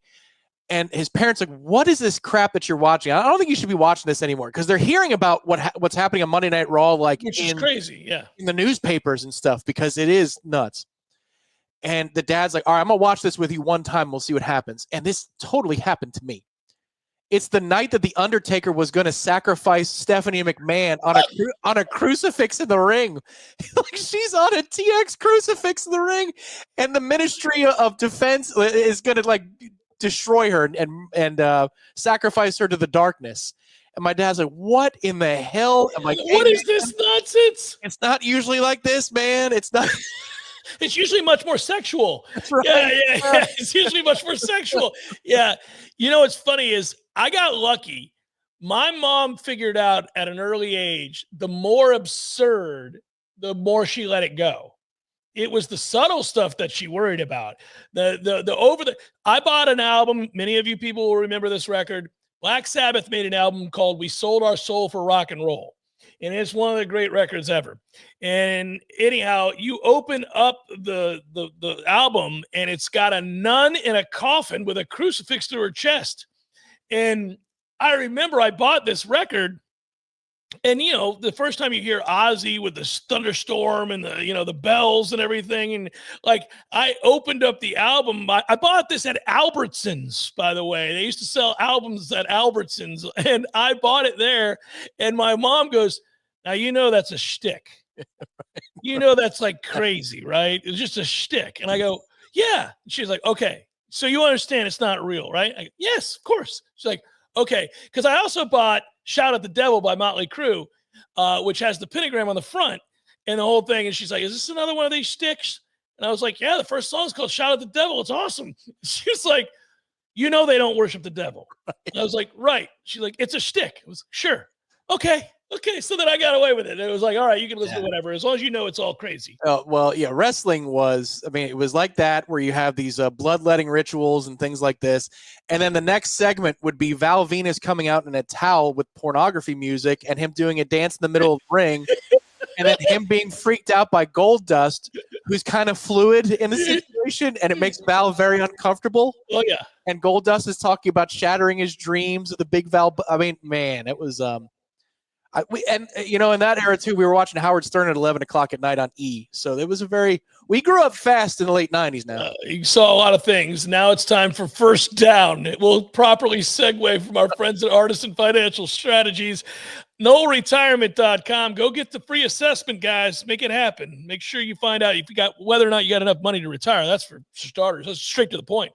But then there's a lot of other good things because Adam is really good at what he does, and so is his team. And I'm glad some people have used this opportunity to go to NoleRetirement.com in the past. Let's keep it going. First Down. So with First Down, I'm going to liken it to financial advising. Often when you get retirement advising, you think the way that they describe how small the investment is, in the initial term, whatever it is coming off of your paycheck or your ACH. Mm-hmm. You think it's this insignificant amount, but then they get to the calculator and they show you what it's going to be in 30 years. You go, holy cow. I didn't realize something so small today could be so large tomorrow. So in that spirit, on First Down, what is a small thing that you saw from Florida State and Mike Norvell this offseason that if it's a good year and a successful year, unequivocally successful, you're going to go back and go, oh, that was the first sign of something good was going to happen, this small thing? I don't know if it's small. It's potentially huge. So maybe this isn't applicable, but I just think the willingness for Mike to become the CEO. You know, and you're thinking probably something more actionable like a player or something like that from the scrimmage. But I actually think, I mean, I can give you one of those too in a second. But I think, honestly, I give Mike credit for as much as I've ripped him, and I think we all should at 2-10. But I believe that it's hard. There's an ego hit to this. There's a lot of elements to this. Jimbo was never going to give up play calling. Jimbo was never going to give up play calling. And even when the offense got bogged down and they were struggling and he was criticized heavily, the most amount of acquiescing he would ever do is entertain the idea of having, quote unquote, an offensive coordinator. And he would say, well, you know, I mean, look at what, even when he got to Texas A&M, he brings in Bobby Petrino. And they're like, was Bobby going to call the plays? Well, it doesn't really, I mean, who calls the plays doesn't really matter. I mean, you know, like, wait a minute, what? I mean, guys, what even are plays? I mean, right, really? Right. Yeah, that was the whole thing, right? He was just like, everybody knows the same plays. Hey, we all know anybody can call plays. We're like, well, so why did you fire the other guy and bring him in? What is going on? Yeah. He'll call my offense. He'll call the plays that I did give. Yes. And he's really good at it. Well, on the other side of it, I mean, you could see that in real time from afar. Yeah. The moment that Petrino is called in, you know, is brought in to call plays, like, you're done. Oh, you were totally done because you were told you had to do that. And so it was already spiraling. And this is what people are afraid of right now with the situation here is that when you start firing your offensive and defensive coordinators, it's the precursor to you being fired. This is a stopgap measure. Typically, historically, that's the way these things go, is that you fire the guys underneath you to stave off your own firing. And then in due time, you get fired if it doesn't work. Now, sometimes it works. And when it works, Dabo Swinney, you could turn into a legend. It could turn into something where you're much more functional. I give him credit for this. He has not only done this, he's embraced it. He's embraced the role. And I think from what I can tell, it kind of freed him up to be a little bit more confrontational, quite frankly, with individuals that he needed to be. I mean, look, I don't think there's any doubt that Mike, the non-CEO Mike, would have probably allowed for Hakeem and any number of other players to still be here. And I think this version, once told that these guys aren't going to do anything for me, meaning Gus assessed his offensive group, Mike acted accordingly, had tough conversations. You know, and I think the demand will be easier for him because he can see it. He doesn't have to be consumed with the next play. He doesn't have to be consumed by even game planning. He can be consumed with interpersonal relationships and really kind of find out where these kids' heads are, and for the good and the bad. So I think it could be a big thing for him. I think it could help this organization quite a bit. And I give him credit. Not everybody embraces what is perceived to be kind of a secondary role, even though I know it's a CEO title. In the past, that is a criticism of a coach if they were a CEO coach. These days, I believe it's a compliment because I think all coaching goes that direction eventually. Well, there's too much right now. There's just so much they have to do. This is the most busy era in college football coaching history, and it really is kind of a canyon between the previous era and this one. Correct. In terms of the demands on your time. Okay, second down would be the opposite question. You could say 2-10 was the moment, Tom. No, I'm saying from this offseason, if it careens into the side of the mountain, what's a moment that you go, well, kind of figured that could happen because of this? Well, I think quarterback play. I think if teams are successfully able to bottle up the run game, I mean, he's not a dynamic passer. And if he's not able to really threaten with his legs, and they are able to confine him to the pocket, and he's got to make accurate throws on obvious passing downs, I don't think we're dynamic enough at wide receiver. He's not a drop back passer. That's why he left Boston College. I would tell you that we're doomed. We're doomed if they cannot establish any consistency in the run game. This is what Gus is brought here to do. This is what they're going to do. But if they're not successful in doing it, and there's a blueprint that you can beat Florida State by no one gets outside your outside shoulder, and you force him to throw the football from the pocket, yeah, man, we're going to lose a lot of games. The interesting thing is, again, doing those deep dive numbers on Gus, put it on the boards a couple weeks ago or last week. He is incredibly successful at getting the running back to the line of scrimmage without being contacted. Yep. Like, even in bad years, it doesn't matter. He's still top 20 in the country at that avoidance rate. Like, those are numbers that are verifiable going back to 2016 with a data service. And ESPN Stats and Info uses this service. Stats and Info is actually a really good resource. Yes, it is. FPI, Stats and Info, thumbs up. Gus has been incredibly successful at it. I think that's the number one thing to see, which is easy because it's just an assessment of how the trenches are working. But he has always been top 20 in the country at getting the running back at least to the point of attack without being bothered.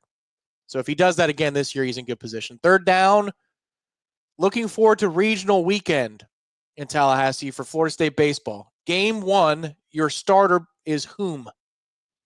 You know, I think you still probably always throw your ace. I mean, I know that in some years in the past, we've entertained the idea of going with your number 2 or even your number 3, depending, but I don't know. Most coaches don't want to do that. They don't want to do it, and they'll throw their ace. And one of the reasons they do it is if it goes long, like if somehow the regional goes long, you can bring him back around. Yeah, that makes sense. I mean, that's kind of, to some degree, if you're up against it. I think in this particular instance, given that he's a first-round arm, I don't know that they'll be allowed to do that. And Vellini has, when Jamie was scratched, pitched the first game of the weekend. So, like, he gets it. Oh, he does. And I like having 2 very capable dudes. You have a set of circumstances here that if you wanted to do it, you most certainly could. I always feel like coaches believe, and I can sense it because we're talking about it and I get uneasy, like you're just tempting fate. If you don't put out your best player, it's a blatant disrespect to the other team who's made a regional. They're capable. They're capable. Well, typically they're capable of playing to a 3-1 game because they've got a guy. Because they got a guy. Yeah, one guy. Yeah. Mm-hmm. Yeah. All right. Seeing where your head was at. Yeah. Fourth down. When this season is done, Florida State's best portal acquisition will be whom? Deuce Robinson. Didn't go with the trenches. Interesting. Okay. All right. Well, it's sexy to go with a 6'7" wide receiver who's a freakishly good athlete. Yeah. The answer is always offensive lineman. It's true in the draft. It's true when we're talking about what makes the engine run. So I could have said Gunnar Hansen. I could have said any of those offensive linemen that we brought in, and it would be probably more correct. But it's not a lot of fun to say that. And if they're reasonably effective, then he's going to have a big year because they're going to run the ball and he's going to spring for big plays. And he's an athlete. He's a freak, right? So he's got a chance to have a big season. Well, it's the beauty of football, the yin-yang effect. If he is a legitimate deep threat, that makes your running game all the more powerful. And the balance that you have to play defensively, because you have to honor somebody who's that tall who can run. That allows for a 7-man box instead of an 8-man box, and then Gus gets to work on that. Yeah, that's fair. He can have a tremendous impact. Deuce can. Yeah, if they're not going to shade his safety and they're going to bring the safety down in the box to stop all the runs, and you're going to get a bunch of one-on-one. I mean, early in the year, you could just tell Tommy, throw it up. I mean, if you see this, if we come to the line of scrimmage and you see this, they're disrespecting, they're not playing us honest. You have the freedom to check to just throw it up. I mean, he's going to win. He's 6'7". So, yeah. We appreciate our friends at Artisan Financial Strategies, of course. And thank you, Adam. Love being a part of this. Make sure you go to NoleRetirement.com, scoring in the red zone, and get your free retirement-ready assessment. Come back, wrap up the hour momentarily. Jeff Cameron Show, 93.3 Real Talk Radio, Warchant TV. I was kind of thinking about the last segment there, Tom. You know who I hope is really, really, really good Well, obviously, almost anybody that we brought in, I want to be really, really, really good.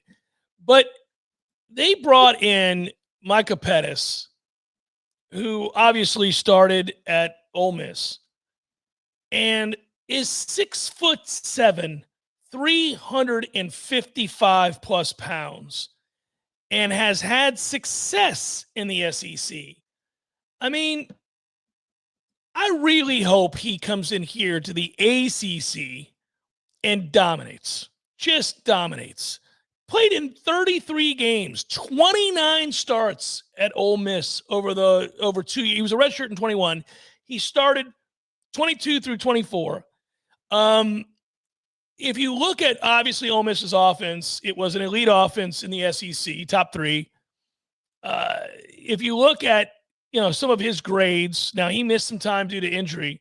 But this is a guy that was third-team freshman All-American. He was an offensive lineman of the week twice. He was a 4-star prospect coming out of high school. He was first-team All-State coming out of high school. I mean, he's had a pedigree of success, massive individual.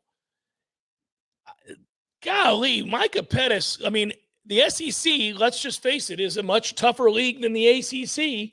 So he's, other than, that Alabama game, the Clemson game, other than that, I mean, come on, man. You should dominate out here. Dominate. Well, I think that's, the thing about the players that we got was that their track record across the board, they were better than like or worse competition. And they struggled with better than like competition. But for Florida State, that's such an improvement over where we were last year because we didn't have any like competition. We were worse than all of our competition. But what you're seeing out of Micah Pettis, for example, is, signs of hope against the Bamas and the LSUs of the world. Not great play, but at least respectable. You got out there and you competed level of play. You didn't get your doors blown off. You weren't a turnstile. You weren't a sieve. You did something. You held your own. Right. And Gunnar Hansen the same way. He was named SEC Offensive Lineman of the Week for the effort against Alabama. The PFF grades are mediocre on him, but it doesn't matter. They won that game. He was a big part of that game. So your bookends have been there. They've done that. And they won't be afraid of that moment. And I don't think Pettibon will be either. He has that Wake Forest chip on his shoulder. That's part of the culture there, and you could tell he's got it. And then we'll see what they do with the interior of the line. But, yeah, I mean, that is the hallmark of the guys that they brought in. They don't all have Micah Pettis' size. No. But the hallmark of all those guys is when you're expected to do something, as in beat lesser opponents, they do. That would be a great thing for us to get back to doing this year. The offensive line, as currently constructed with the people that we've talked about and their successes in the past against light competition or even slightly better, tells me that you should have an advantage on the offensive line against a lot of this schedule. You won't have an advantage against Miami. You won't have an advantage. Well, you might. I mean, Miami's defense was awful last year. And they've actually got good players on the defensive front, but they were awful last year, so who knows? But you should have an advantage against everybody that's not Clemson, everybody that's not, say, Florida or Alabama. I mean, like all those other games at the most important position, offensive line, you should have the advantage. Well, especially given what we're running as well. Yeah, I mean, this is a system that leans into that particular part of the game. This isn't one that throws quick passes. And, you think, well, we've got an opportunity right before us, like last year's group. That was a straight-ahead offensive line. Ain't no need for gapping this or gapping that. Agreed. Just lean on people with your size, and you're going to move them backward, and yet we refuse to do so. That's the part about this system that I'll keep on saying it. I wasn't the first guy I would have hired.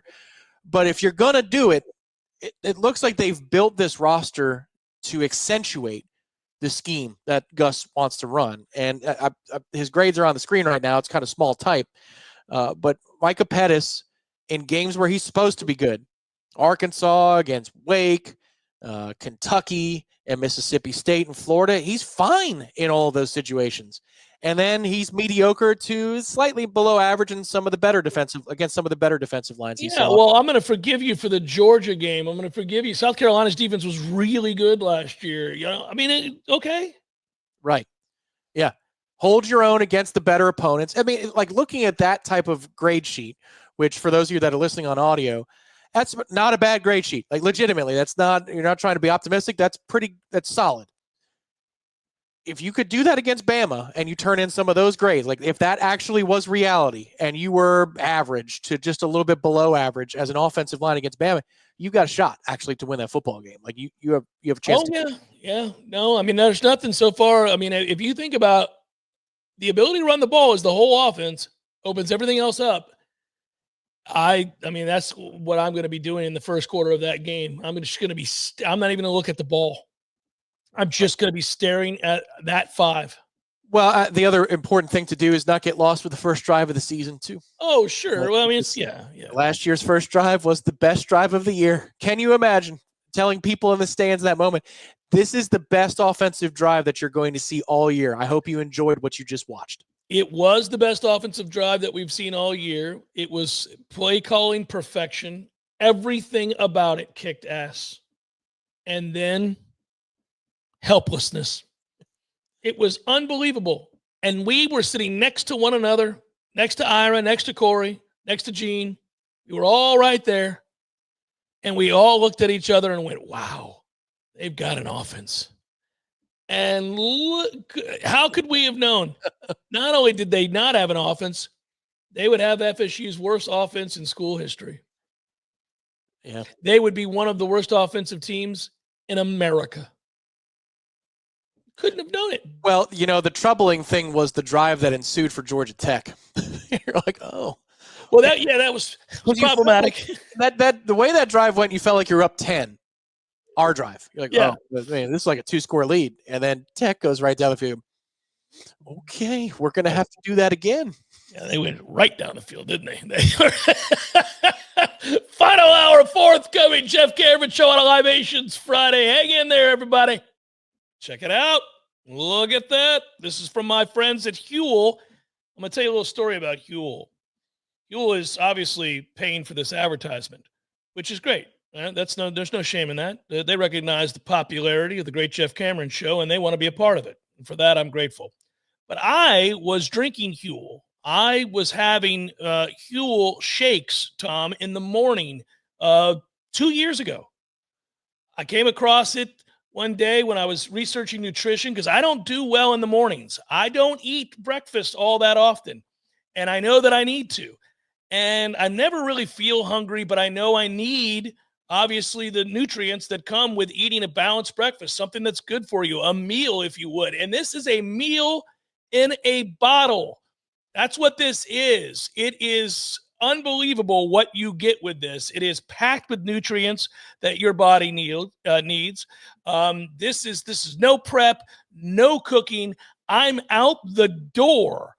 And it tastes good. It's affordable. It's delicious. And right now, new customers get 15% off plus a free gift at Huel.com when you use my code. My code is Warchant.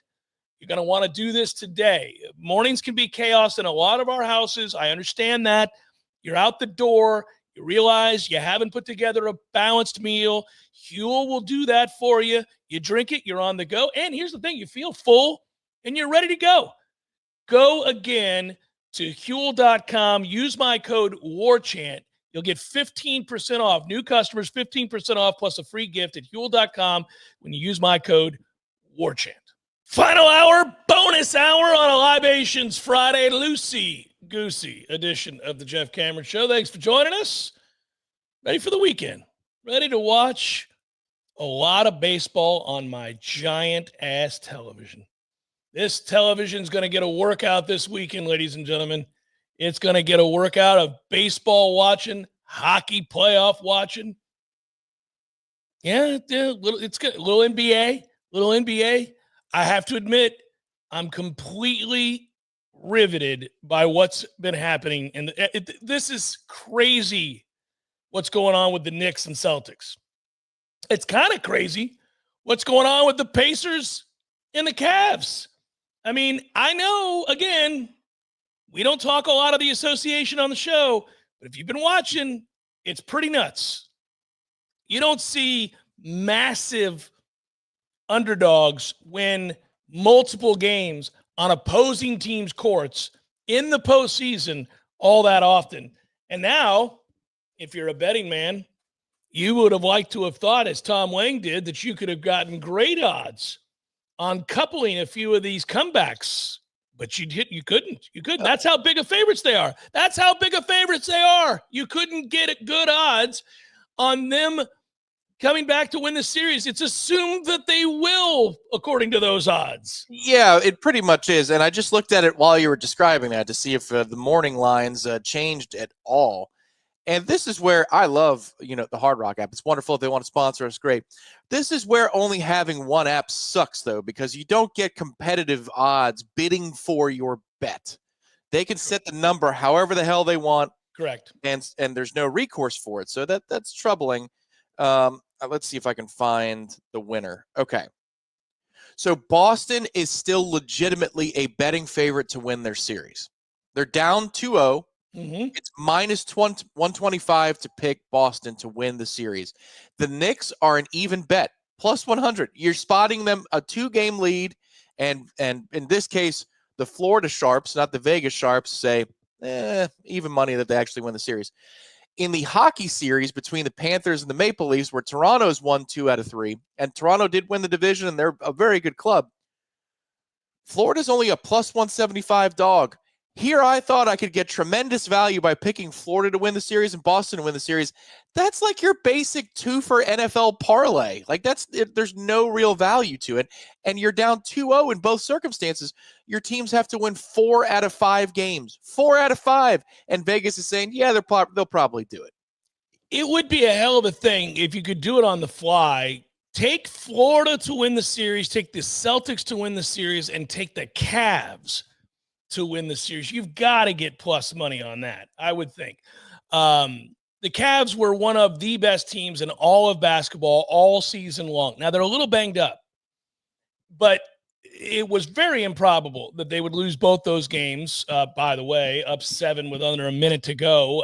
The level of choking that is going on in the NBA playoffs, where the two favorites are not losing games where when you sit down to watch it, you're like, wow, this is actually a matchup problem. Or, I know the odds are that this team is favored, but when you really watch the games, you see they don't have an answer for this guy or that guy. No, both favorites were leading most of the game. And in some cases, were leading by a lot. I mean, the Celtics have had 20-point leads in the second half of both games at home. At the Boston Garden, up 20 in the second half of both games and lost. In both games, they had a double-digit lead at home in the fourth quarter and lost. Cleveland, again, one of the best teams all year long, leads by 7 with 40 seconds to go and gives up 8 straight points at the end. You don't see this. It's bizarre. What are the odds for those 3? Okay, so you get just under 12-1 if you put all 3 of those together. Okay. So plus 1187. So in layman's terms, $10 will win you 128, 118 profit. Yeah. You think it should pay more, right? I do. You do. I do too, Tom. I mean, listen, if you were to throw it out there and I asked you which team that's down 2-0 has the best chance to come back and win their series, I think you would say the Celtics. Yeah. I think it's far easier to win 4 out of 5 basketball games than 4 out of 5 hockey games. But also, they were up 20 in both games. They swept the Knicks in the regular season. They beat them like a drum every time they played them this year. Yeah. There's no excuse for either of those losses. And you just think, well, they'll wake up. That can't continue. I mean, they've put themselves in a hell of a situation here because they didn't just go down 2-0. They went 2-0 at home. They're going game 3's in New York. Now, they got helped out by the fact that the schedule makers gifted them an extra day. And that extra day probably helps Boston more than it does the Knicks. The Knicks would have wanted to play an hour ago. Mm-hmm. Yep. So to me, that game, if Boston can take some time to get their head out of their butt and move on, and we'll see what happens. Should be an interesting atmosphere in the city for that 3:30 tip tomorrow. We'll see. Well, yeah, that they're try out. to get you that ticket. Oh no, I looked. I'm popping up there for a couple of days. I looked. No, that's where if you had this would be one of the favors you call in. I know it's not the finals. I know it's not the conference finals. But for New York basketball, which I used to love dearly, and I don't until Dolan sells or dies or gives up. But you got a likable team right now, dude. I can't. No, this is the principle by which I live. This is like your Pirates rule. I said I'm done. And so I'm done. I'm not rooting for anybody until he's gone. And because this would be convenient and very fair weather of me. But this is about as good as it gets as a Knicks fan in the last 25 years, which is you're at home up 2-0 on the Celtics, who are prohibitive favorites. That's going to be an atmosphere that rightfully people are charging like, $1,500 just to get in the door. So, yeah. What's it, 54 years since the Knicks won a championship? Oh, God, yeah. 54, 56, something like that? The closest they came in my lifetime was when the Rockets, they went 7 against the Rockets. Yeah. Is that the game John Starks went 2 of 20 or whatever? I'm sure it was. I remember thinking, ooh, he picked a bad time to miss every effing shot he took. I believe we were up 3-2 in that series. And then the Spurs series in 99 was also pretty damn close too, but yeah. No good. Yeah, it's funny. Well, it's interesting you bring this up about ownership. The Knicks fans rightfully with Dolan's situation, he's a bad guy to boot. Like, he's not a good guy. Like, there's been enough stories that have come out where you're like, this is not a good person. Correct. And the reason I bring that up, it's so much easier. So, for example, Washington fans, Commander fans, right, formerly Redskins fans, if you had walked away as a Washington fan because of Daniel Snyder, okay, yeah, man.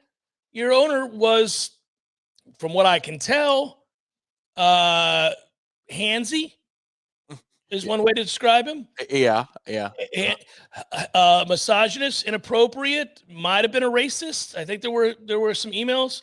Like, there's just some things where you're like, oh, so we're dealing with a creep, like just a bad human being. He's been accused of sexually inappropriate comments and touching in the workplace.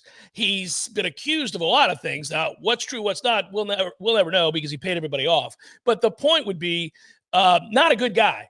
And the team was terrible and poorly run. And you could have just been like, look, man, until we get a new owner, I can't. And I would have understood that. I can't walk from the Pirates in the same way, even though I want to. But the thing is, Robert Nutting, from all accounts, is not a bad human being. He's never been accused of anything nefarious. But he just doesn't. He benefits from baseball's stupid system. And I'll tell you something. This is a broader topic for all sports fans, and this is the third hour, bonus hour, so we get into everything. But listen, baseball's got a problem. The Rockies, I pulled this up for today. The Rockies are 6-31. Okay, that matches the 1895 Louisville Colonials and the 1988 Baltimore Orioles as the only teams to have ever posted a 6-31 record through 37 games. The Colonials went to 6-32 before winning in their 39th game. The Orioles would not win again until their 41st game, going to 6-34 before they won that game. The Rockies can tie the Major League Baseball record for worst 40-game start with 3 more losses and will be alone with the worst start in baseball history if they lose 4 more games in a row. And given the fact that they lost a doubleheader yesterday to the Tigers and gave up more than 10 runs in both games, I think it was 10-1 and 10-2. They might. They could easily lose 3 or 4 more in a row and stand alone. Oh, I just pulled up their schedule. All right. Ready for this? Mm-hmm. So this weekend they got the Padres. Not great. Nope. Next week they start with the Rangers. Not great. No. Then they play at Arizona. Not great. Great. They host the Phillies for 4. Oh. They host the Yankees for 3. They travel to Chicago to play the Cubs for 3. Woo! They travel to New York to play the Mets for 3.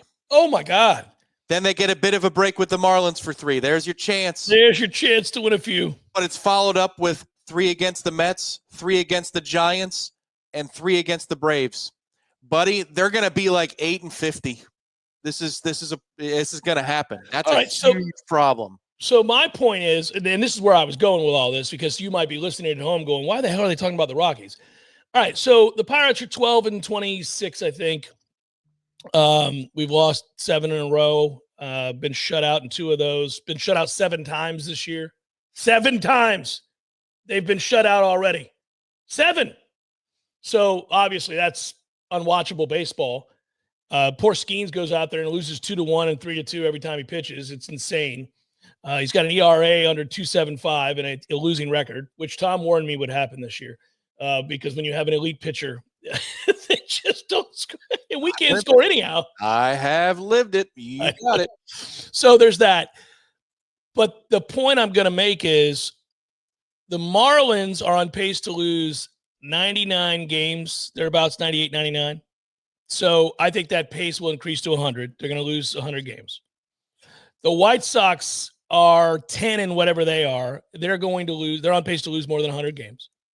The Rockies are clearly on pace to lose more than 100 games. The Pirates are entering into that territory pretty soon to lose 100 games. In essence, you have 4 or 5 teams that might lose 100 games. That's not good for the sport. You have a lot of have and have-nots going on in baseball right now, and it's because they allow owners to spend nothing and benefit from the taxes that all the rich clubs pay. So the Yankees and the Mets and the Dodgers are paying exorbitant amounts for their payroll, and they are taxed for that exorbitant roster. And I'm fine with that tax system, but you have got to mandate that there is a floor of spending that must be done by team owners. You cannot have people out here spending $70 million on their payroll and another team that they're facing in a 3-game series. Like when Tom and I go see the Pirates and the Mets together, we're going to be watching a disparity of payroll that on the surface suggests there's no way the Mets should lose a single game to the Pirates, unless, of course, baseball happens or it's Paul Skeens. But I mean, like that, you can't have that. As a league, you cannot have that. It is not healthy. This is why football is king. People know that if their NFL team is bad, they can blame 2 things. They can blame GMs or coaches, but they can't blame the system. The system is the fairest system in the world. If you're bad, they give you a bunch of picks early in the draft so that you'll be good. Like, you can't be bad forever in football unless you're poorly run. If you're poorly run, that's the only way you can be bad. So you know who to blame. You can fire the GM or you can fire the coach. But specifically, everybody has the same exact amount of money to spend on their team. And so by definition, it's a 500 league. Whether you are or you're not is whether or not you draft, evaluate, and develop. And in baseball, it's not that way. In baseball, and I'm not picking on the Mets, I should do it with the Dodgers, a team can spend $500 million on their payroll, and the Dodgers just got done playing the Marlins. That's a $500 million payroll versus a freaking $80 million payroll. That's not good for the sport. You've got to mandate that if you own a team, you have to spend a minimum of this much on your roster, and or if you want to do it this way, I don't know, Tom, exempt people from being able to benefit from the taxes on a huge roster expense if you don't show any evidence that you're even trying. Meaning you lose, I don't know what the rule would be, 100 games, you don't get any money, whatever it would be. But you have to do something that would incentivize owners to ensure that you are at least a competitive baseball team.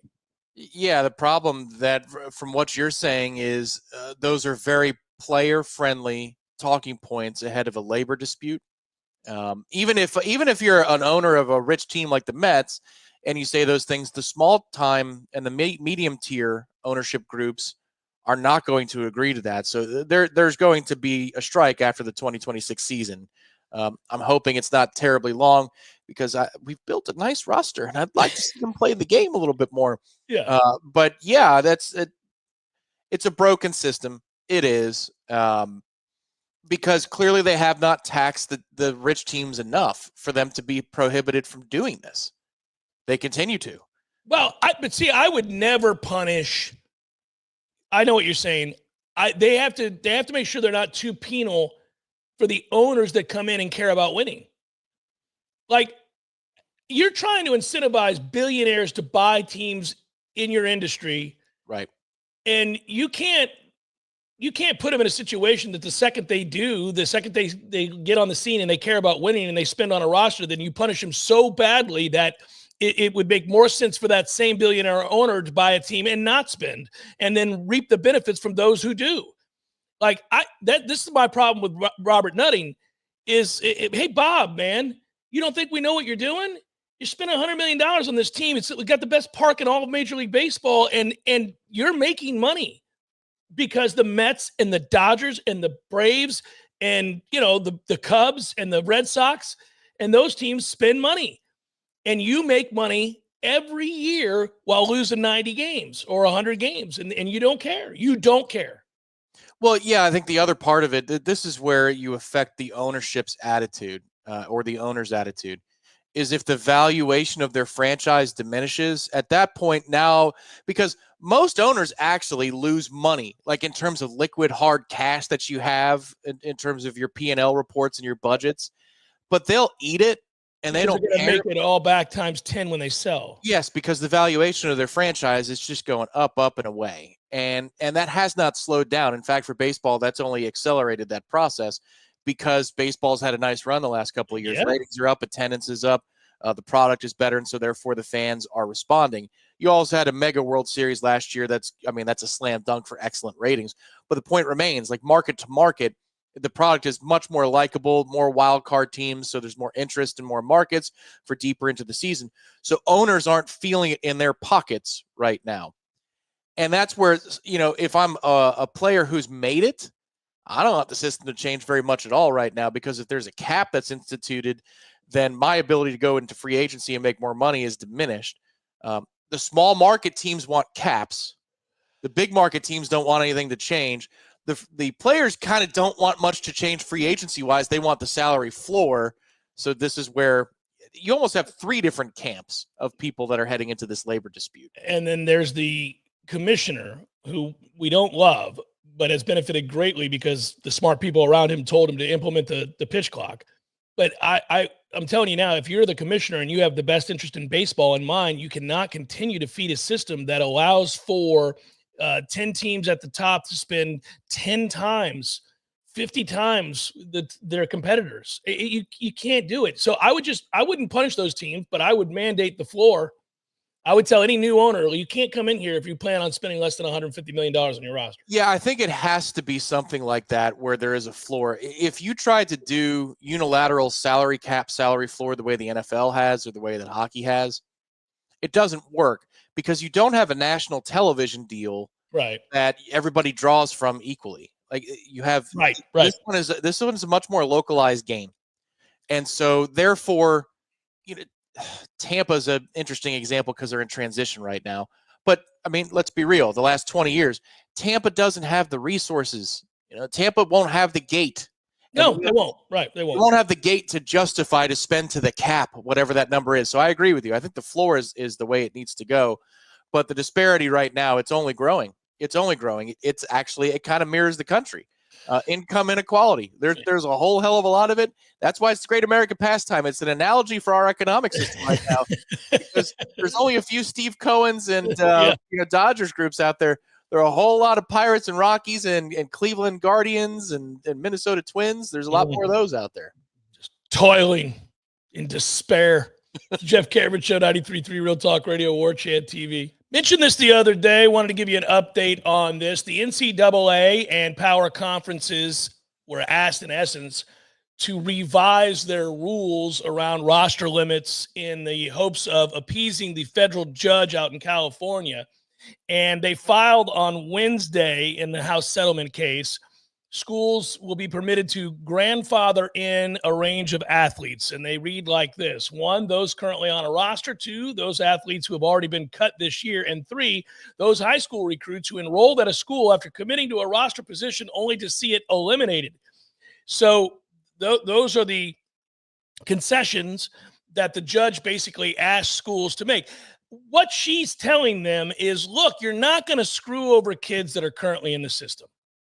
What she said was, look, if a kid's on scholarship or was offered a scholarship and committed to you because of that, and or is currently on a roster but is, the third stringer or whatever, you cannot just tell them, have a good day.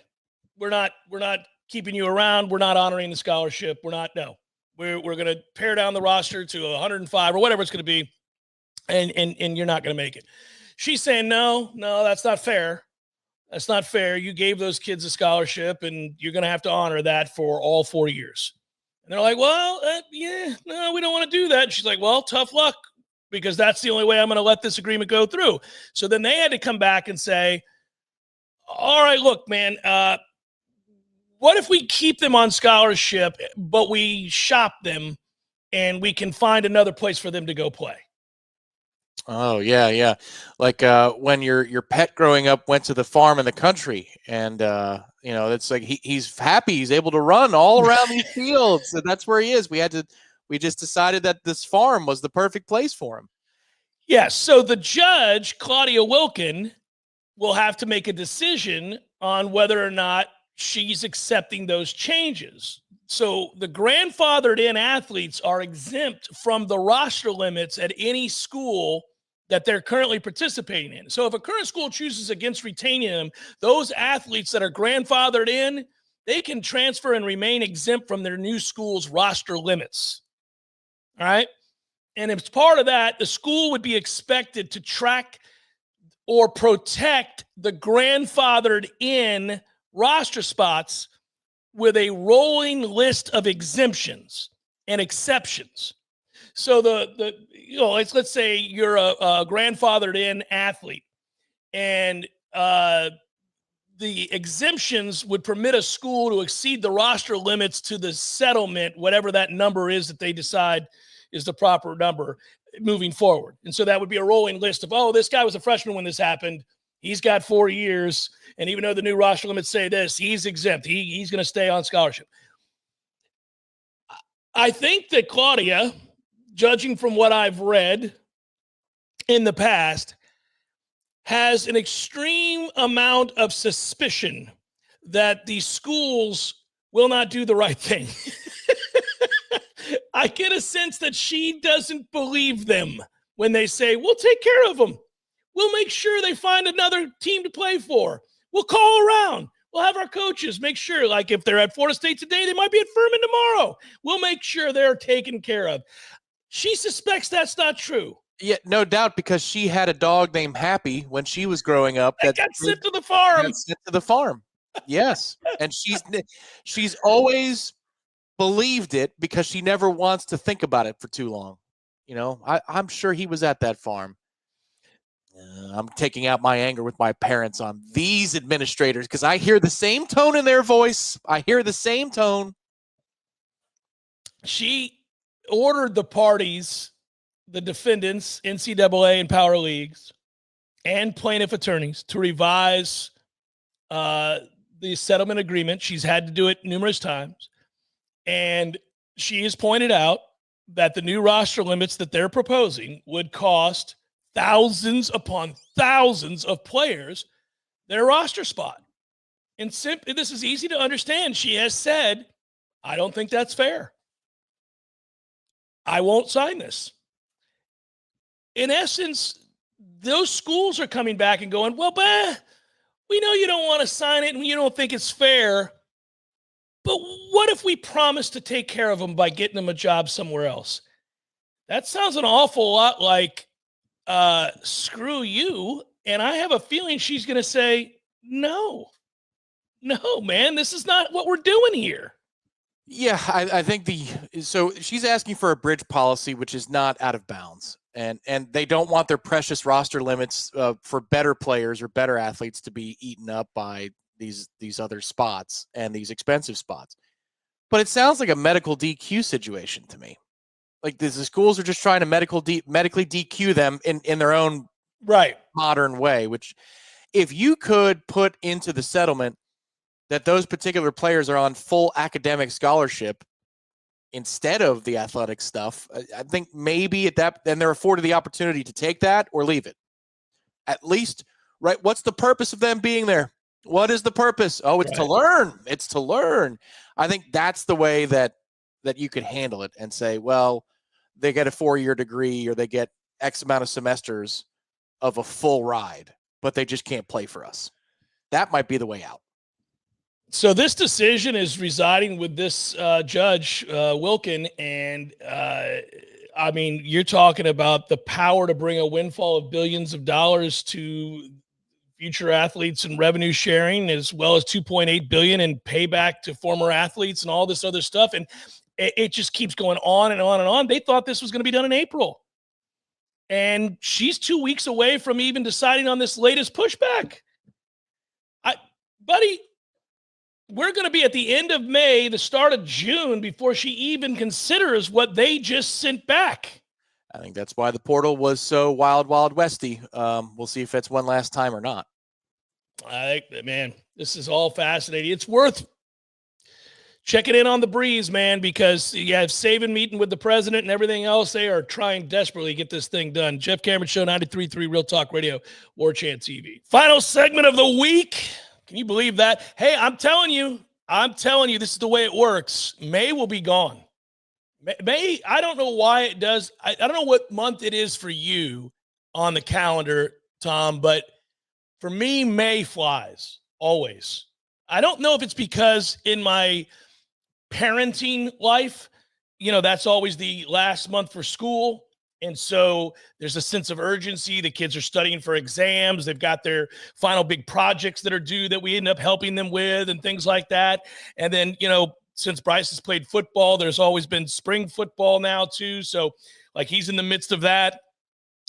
It's just like I look up and the next thing I know, it's the middle of May. And I go, oh, golly, it's already the middle of May. Like basically when we come back next week, it's the middle of May. And then all of a sudden you go, oh, we're done with May.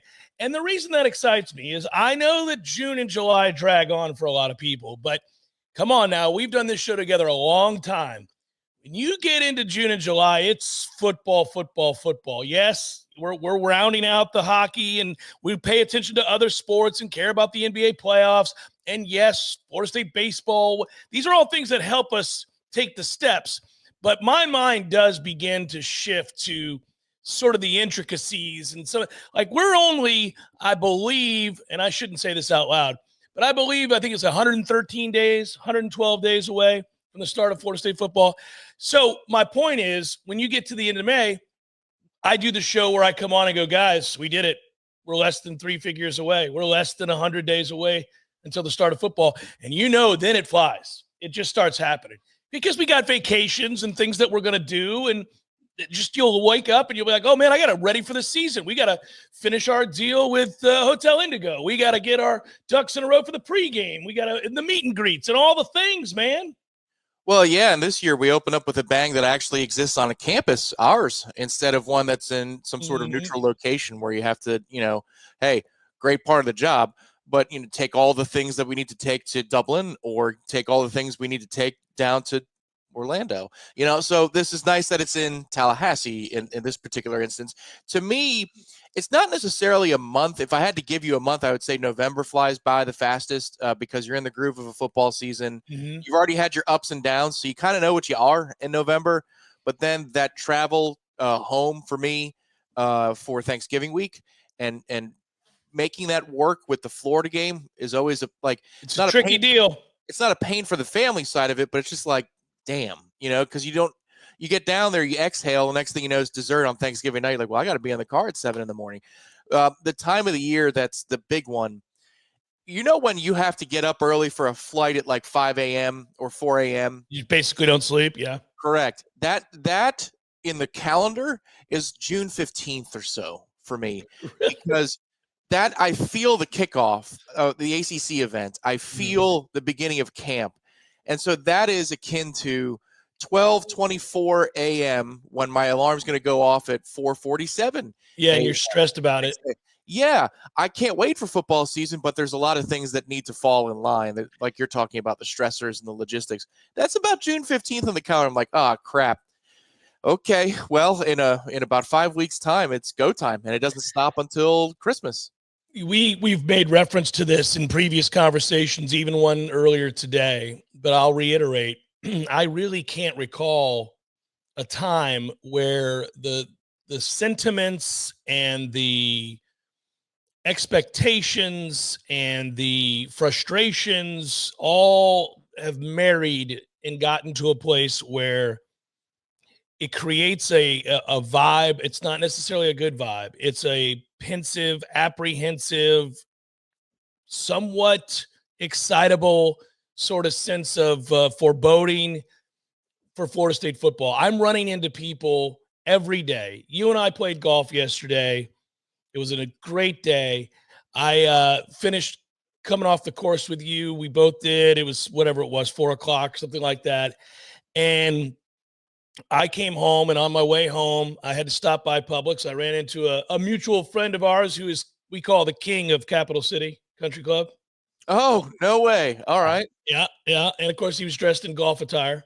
So And in the wild, though, I don't know that I've seen his royalty in. well, I see him. He comes out to Gordo's at least once every 2 weeks. Oh, that's cool. Yeah, but he usually has a huge table that he's at presiding over. It's great. Anyhow, That tracks. That's awesome. It absolutely makes sense. But he pulled me aside, and within a second, he started talking about Florida State football, and he was very intense. I mean, he was very intense about what this season means for Noles everywhere, and for Mike, and for there was no softening of the expectation in the conversation around Mike.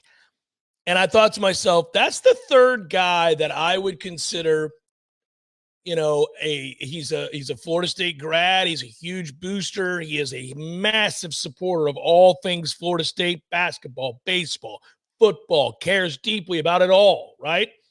I've run into those kinds of guys a lot already since the disaster of last year, and they are single-minded. They're all single-minded. The point is, the fan base is locked in. They're locked in, and there's a sense of, I don't know what to expect, but there's a whole lot of, here's what better not be. People, it's weird to me. The further away from 2-10 we get, the angrier people are getting. It's not lessening. I think there was like some sort of syndrome, like we were being held, like Stockholm syndrome. We were held in the midst of terror and didn't know how to feel during 2-10 other than helpless.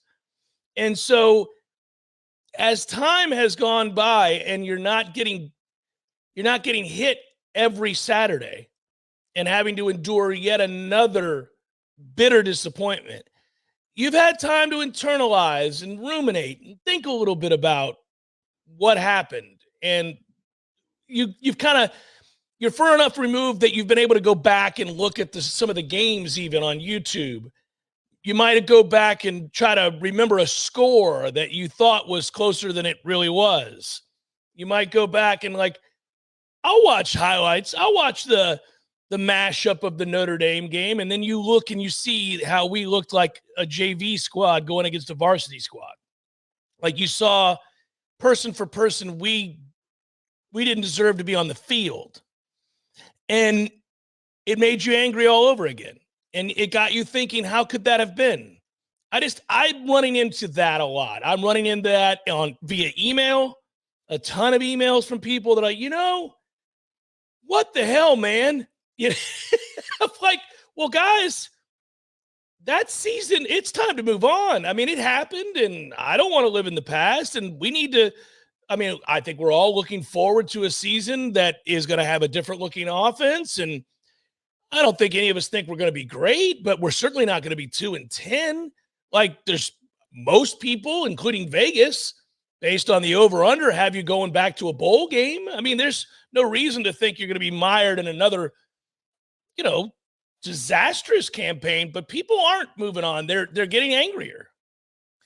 Well, yeah, I think it's easy for us to say that it's time for folks to move on because at least we're connected enough to the program to be getting, information on a granular level as it pertains to portal practice and recruiting. And now it's not that it's all good news. And in some of these cases, it's not at all.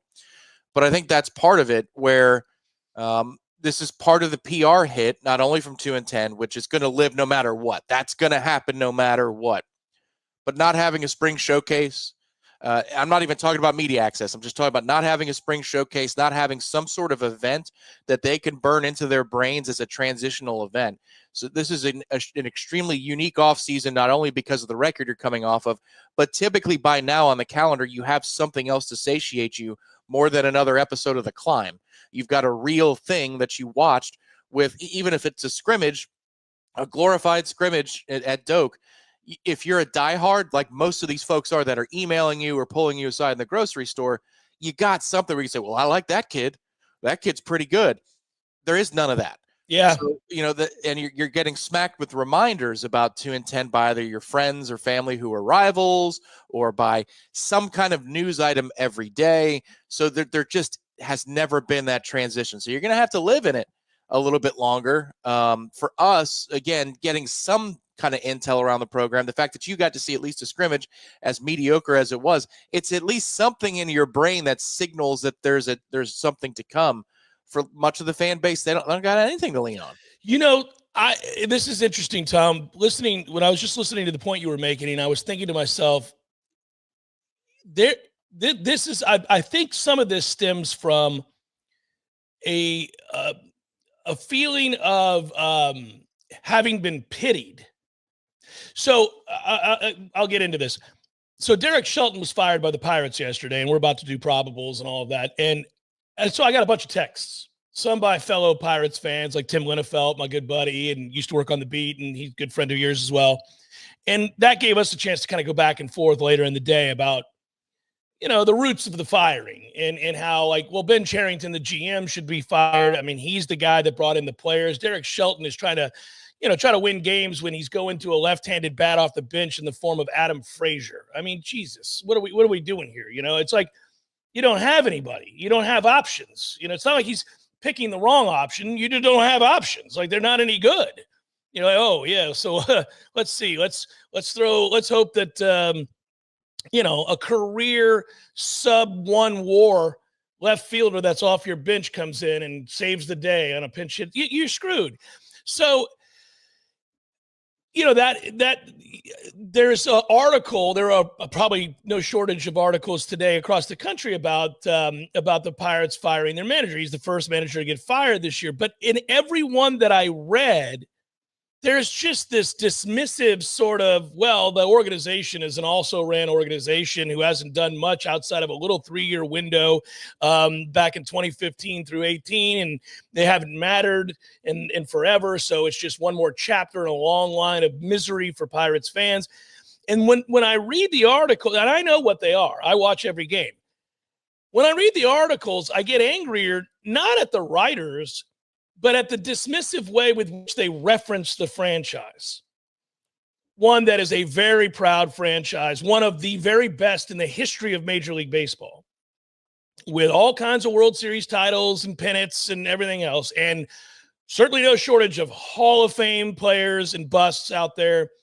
Anyhow, it makes me angry, again, that they've been diminished to that by ownership.